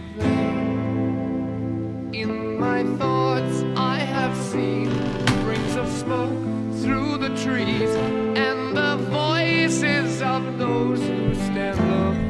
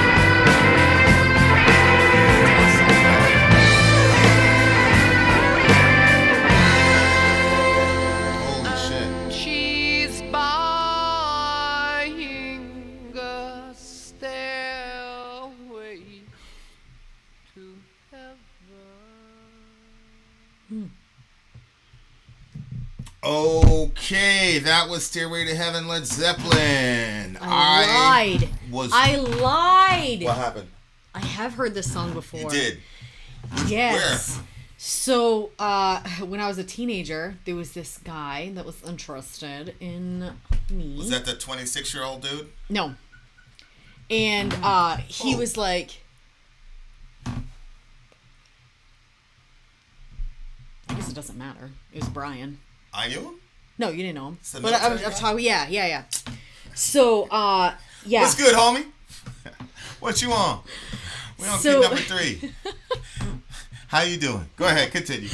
Oh, it's so sad. So he came back from the military when he got, it was a boot camp. He came back from boot camp. And when he came back from boot camp, he had like this CD of songs made. You know, like now that I'm older, I realize what he was doing. I didn't realize it then. So he had this CD in the car and he put it in. He wanted me to listen to these songs. And I was like, not. Did he smell like patchouli? No, he didn't. That's what negative vibes is. You know that incense stick has patchouli in it. I know, I love it. It's got clove and patchouli. It smells I love the pretty smell good. of patchouli. So anyway, he had me listen to this song. I was not a fan. I thought it was kind of weird because I just had like a small box of music that I had been introduced to because we had gone so long, like most of our lives without music. Okay. So I did not understand this for the classic and for the piece that it was. And he was on this like kick where he was like, oh, like, sorry, I'm gonna like bring all this culture into your life, blah blah blah. Oh, and I wasn't really, okay. I didn't really want to do that with him. And so it's funny because like obviously back then I didn't know what we were gonna be doing now, but like he wanted to explore music and show music to me, and I wasn't interested. And then lo and behold, years later, here I am with you, and I'm like not a metal fan, and then you're like, listen to this with me. And so I jump in, I listen to all this, you know, and then we end up with a channel, and then we're listening to all kinds of stuff. So it's just funny, like when life's hard. You know, when life's hard. When you're interested in somebody, like you're like, yeah, let's do that. Yeah, the girls, the rules. Look, if she won't do it with you, bros, because she's not interested. Yeah. Yeah, I was but a little. This listen, I was like, whew, this is a good I was song. a little concerned about this song because I'm not gonna lie, the first half was kind of. Mm-hmm. Oh, like, really? You felt that way? It was nice. It's a little, you know, it got to the point where it's just a little bit too much of that, like, you know, I was like, damn, I'm about to give this song a not very good rating. People are going to be mad. Really? Yeah, because I just wasn't really feeling that. Yeah, maybe I'll have to listen to it again. You know, sometimes, like, when you know a song is going to change something, like, you can not tolerate, but you can enjoy the part before the change because you know it's not going to be there forever. But when I was listening to it, I was like, damn. Yeah, but what about his voice when he was... Well, I think the guy, Robert Plant, I think is his, I'm not sure what the singer's name is, but no, that guy always has a really, really good voice. He's got an amazing voice. I love the guy's voice, but it was just, the beginning was just slow, and it was kind of like the melody was beautiful, obviously, but at the time when I was listening to it, I was listening to it just now. I was just like, "Yo, this would be a good instrumental," but it was just going over and over again with the same cadence. I was like, but then they did that changed. And everybody's telling you it's called storytelling. That solo was insane. Like, it just kept going up, and then we had, it was great. Yeah, but like it wasn't like the whole I'm gonna put 7,000 notes into 4 seconds. It was like every note was perfectly placed for what they were doing and what they were doing with the song, and then they did the rhythm change, and that second half of that song is mega heavy. Like that second half, in my opinion, it's mega heavy. I want to play that part again just to get that rhythm down because that part was insane to me.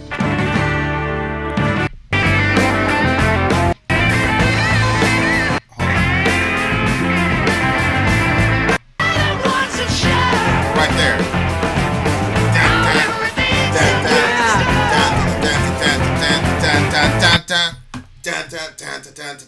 Like if you modernize that and if you modernize that with some like metal like that rhythm,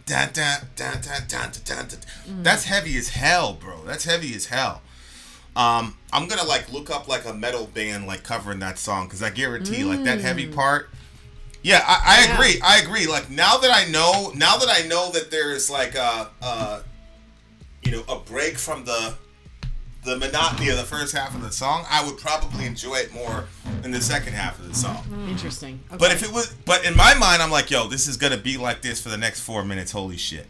Yeah, I didn't experience it that way. Again, as soon as it started, I was like, oh yeah, I remember this, and I remember not liking it. And then as it was playing, I was just feeling the song and feeling all the notes, and it was really interesting. Yeah. What are you saying?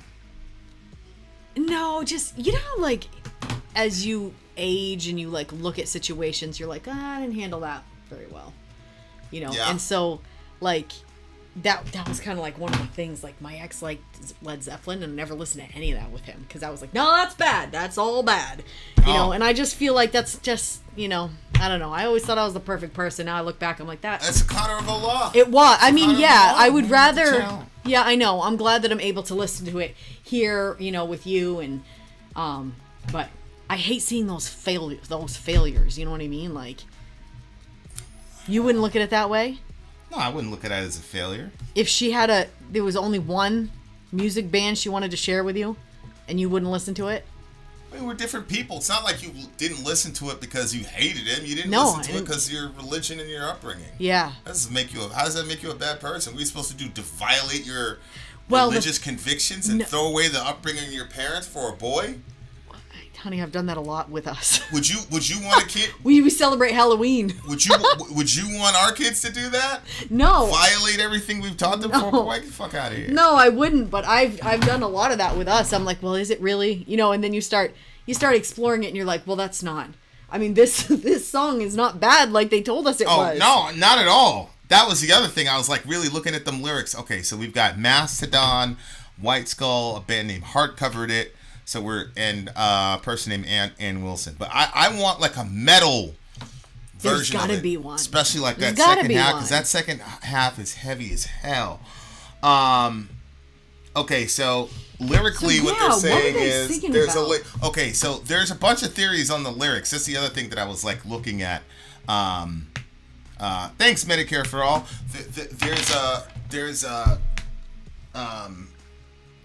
I'm looking at the comment section. I think it was Negative Vibes was saying, look, none of the lyrics mean anything. It's all bullshit. He dropped 20 tabs of acid and just wrote whatever came to his head. There's no logic to it. And then Ann Wilson is in Heart.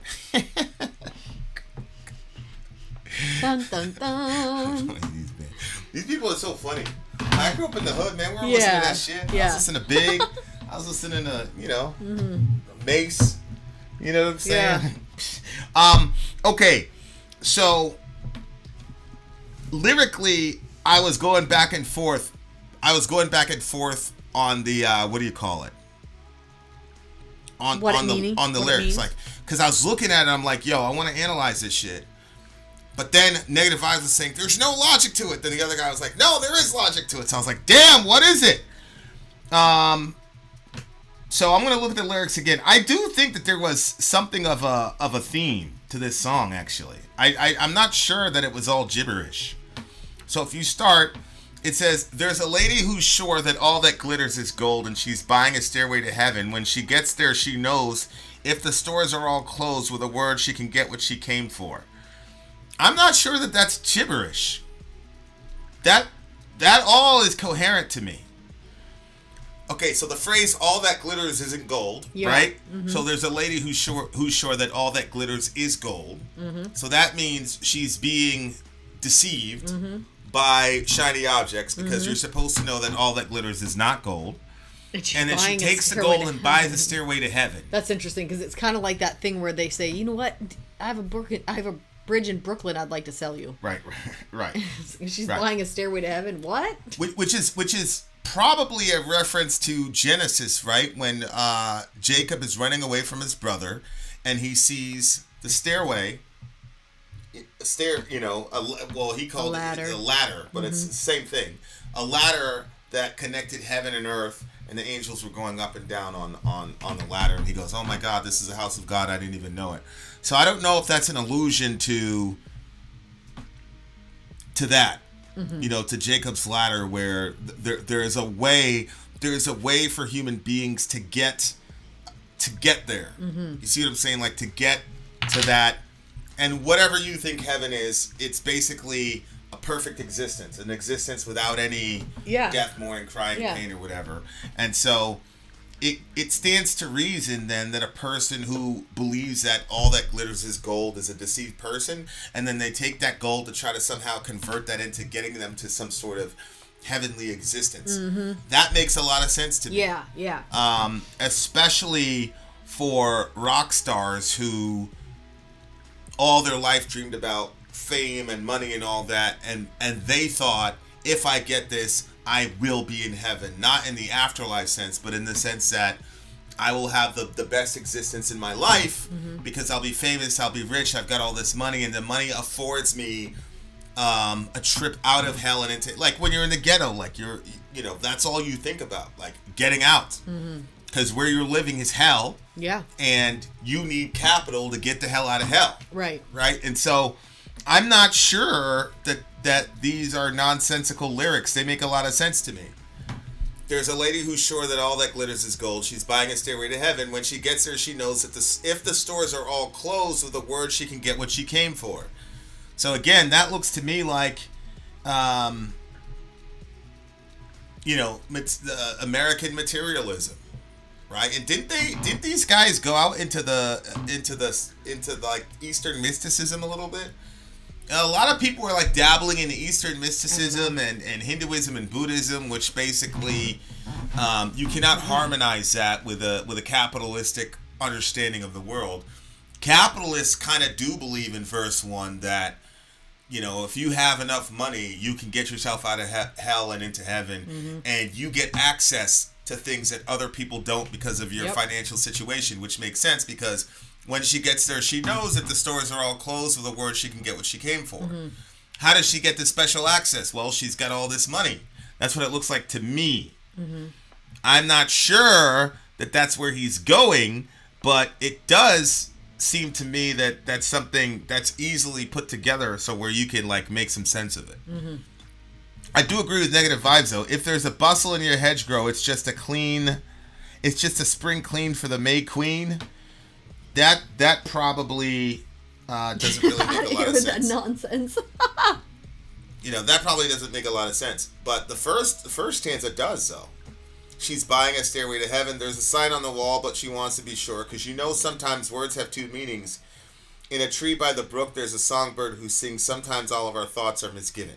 See, to me, that's not necessarily connected, but it still makes sense, and it might be meta in a way because he says words have two meanings, so maybe there's a double entendre throughout the entire song, like so it might be a clue. Like you could really play around with what he's doing lyrically, but there's a feeling I get when I look to the west and my spirit is crying for leaving.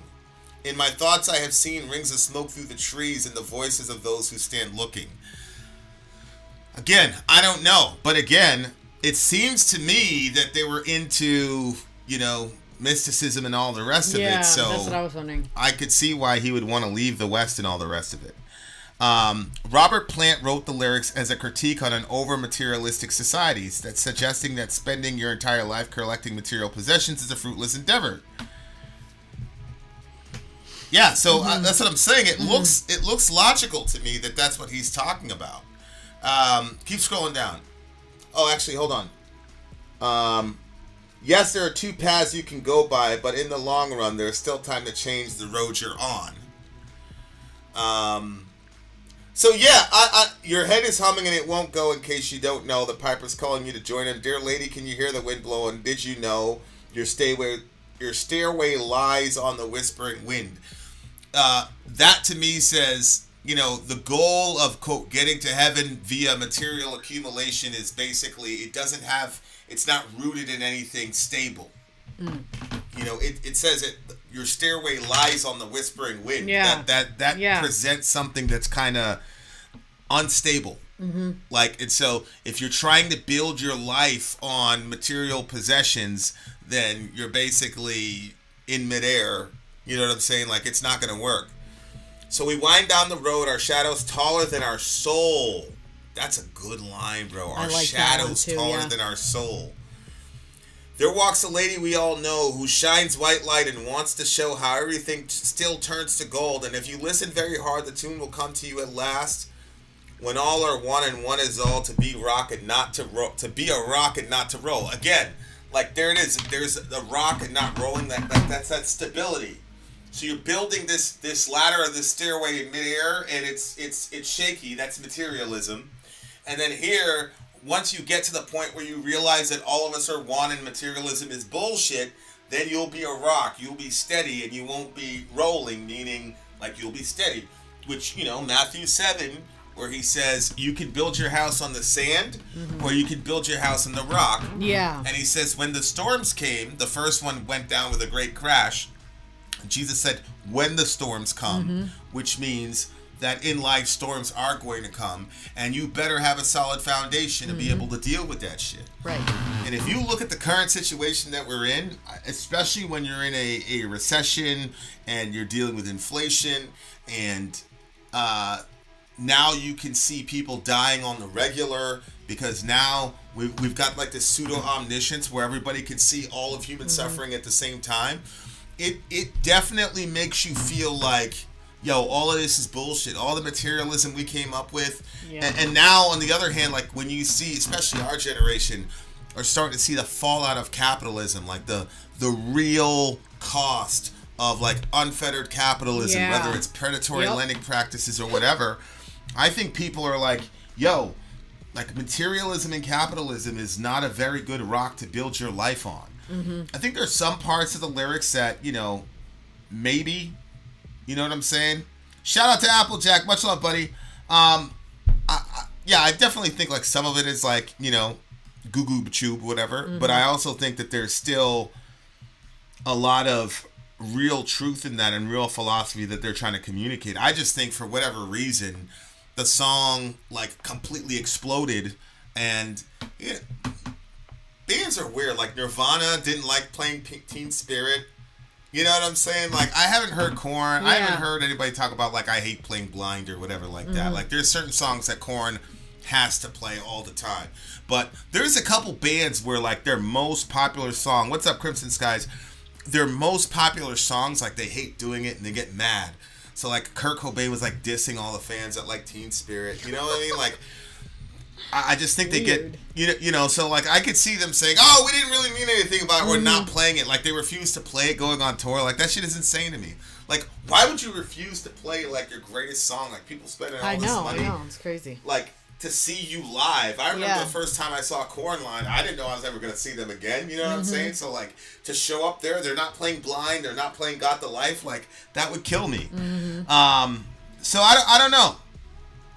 I think that there is a lot of really deep meaning in this song.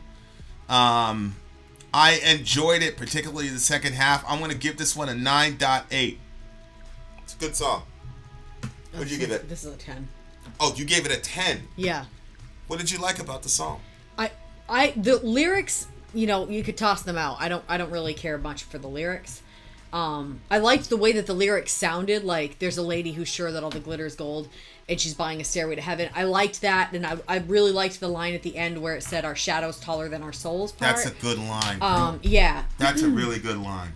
Yeah, so I mean, there was stuff about it that I liked. I didn't understand the lyrics. Like, I was just like kind of picking up pieces of it that I was like, But just like the journey that the song takes you on when it starts out, and I agree, it started out kind of slow, but then it was, to me, it encapsulated you. It like pulled you, it like brought you along, and you like rode with it, and then the song just continued, and then it kept getting bigger and better, and obviously it was not like what I thought. I mean, we've heard so much hype about this song. Like, I'm like, really? Like, you took this and it became a devil song? That's what you did with it? That to me is the real point of Satanism right there. That's what you take something that beautiful and you make it about the devil? Like, that's what XBM was saying.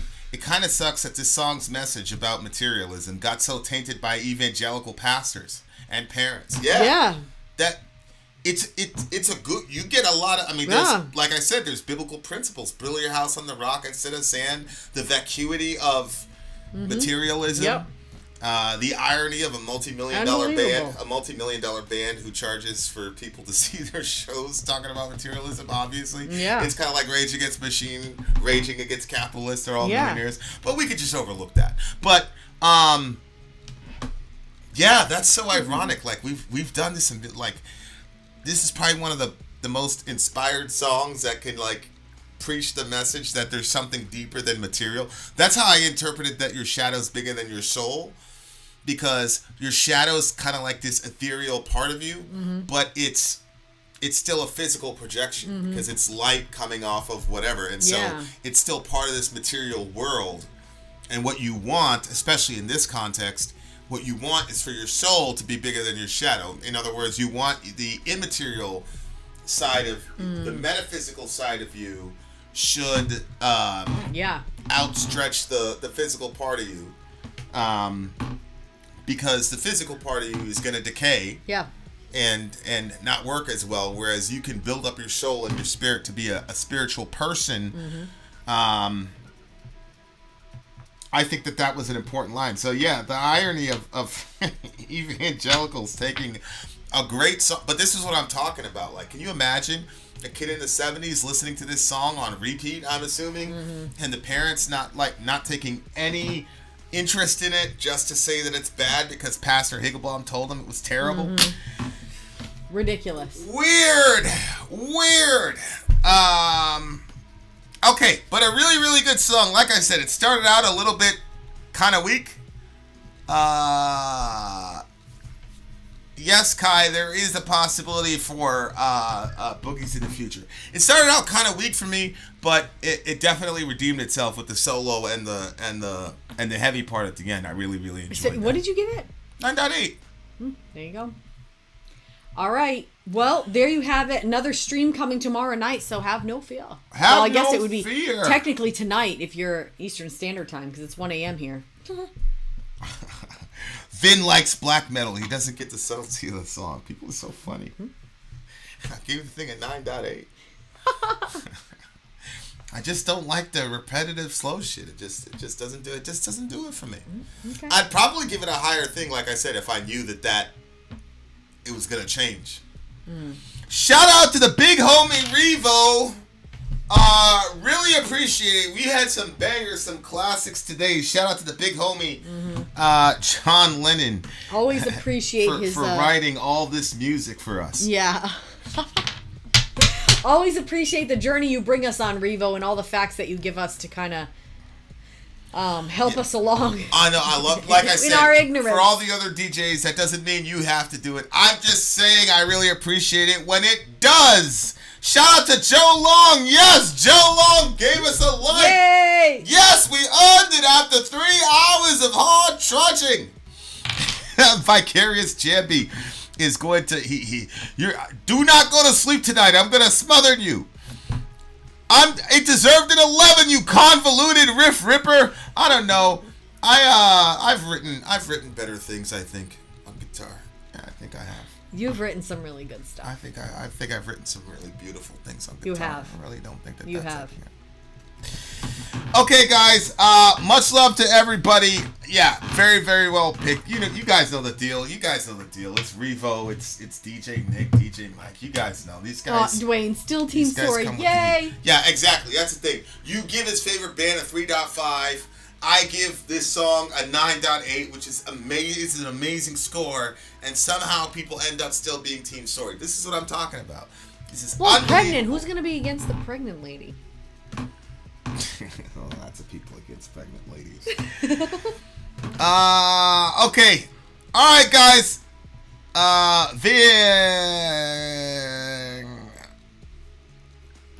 really appreciate that, Michelle. Keep trudging. All right, guys. We are out of here. Vin wrote backwards lyrics. No, I write convoluted. Lyrics, dear listener. We out of here. Vin out. Sori out. Go. Look at Amy. What? I want to tell you how much I hate you. After we almost got kicked out getting this girl her Amy Lee pictures and videos. I know, for you. For you. Now I'm glad I didn't tell Amy to shoot a little video for you. Didn't even pop into my head. It did for me. I was like looking at the situation when I was drinking my coffee, and she came running over to you. I was like, oh boy, here we go. She came running over to me, y'all. She did. I mean, that's literally what happened. That is not what happened. She did not. Did she walk? Yes, she did. She says, "I'm gonna say hi to you now," and she over there. Oh God, here we go. She hopped over there. Okay, I saw the whole thing. Okay, from my cup of coffee. Oh boy. Listen, I had no issue with it. So I was thinking, how am I going to get this video? Because I'm not good at maneuvering stuff like that. But I really wanted a video for you, Amy. But I'm like, how am I going to get this video? Then I was like, Vin will probably get it. And then you introduced me, and then she was gone. Well, can't do the video now. She probably was dressing and changing because she had to get back on with Corn. You weirdo. All right. Much love to everybody. Shout out to Amy Lee. Shout out to Ian Kirby. Shout out to the big homie Revo. Much love to the homie. Pretty sure by that point the entire concert was done. That's when I had my espresso, right? No. Her set was done. When I drank the espresso, I was drinking it with Head there. Her set was done. Yeah? Yeah, Head was there because he was talking to us before he jumped on. Remember he was putting in his earpiece and then he was asking you where you wanted to go? We talked to her after their set, not after Corn's set. Nice try. Nice try. Oh, why are you getting so hostile? Nice try. Vinny's getting hostile. You guys saw that? You saw the look in his eyes? End the stream, Vin. End the stream. All right, we're out of here. We gone.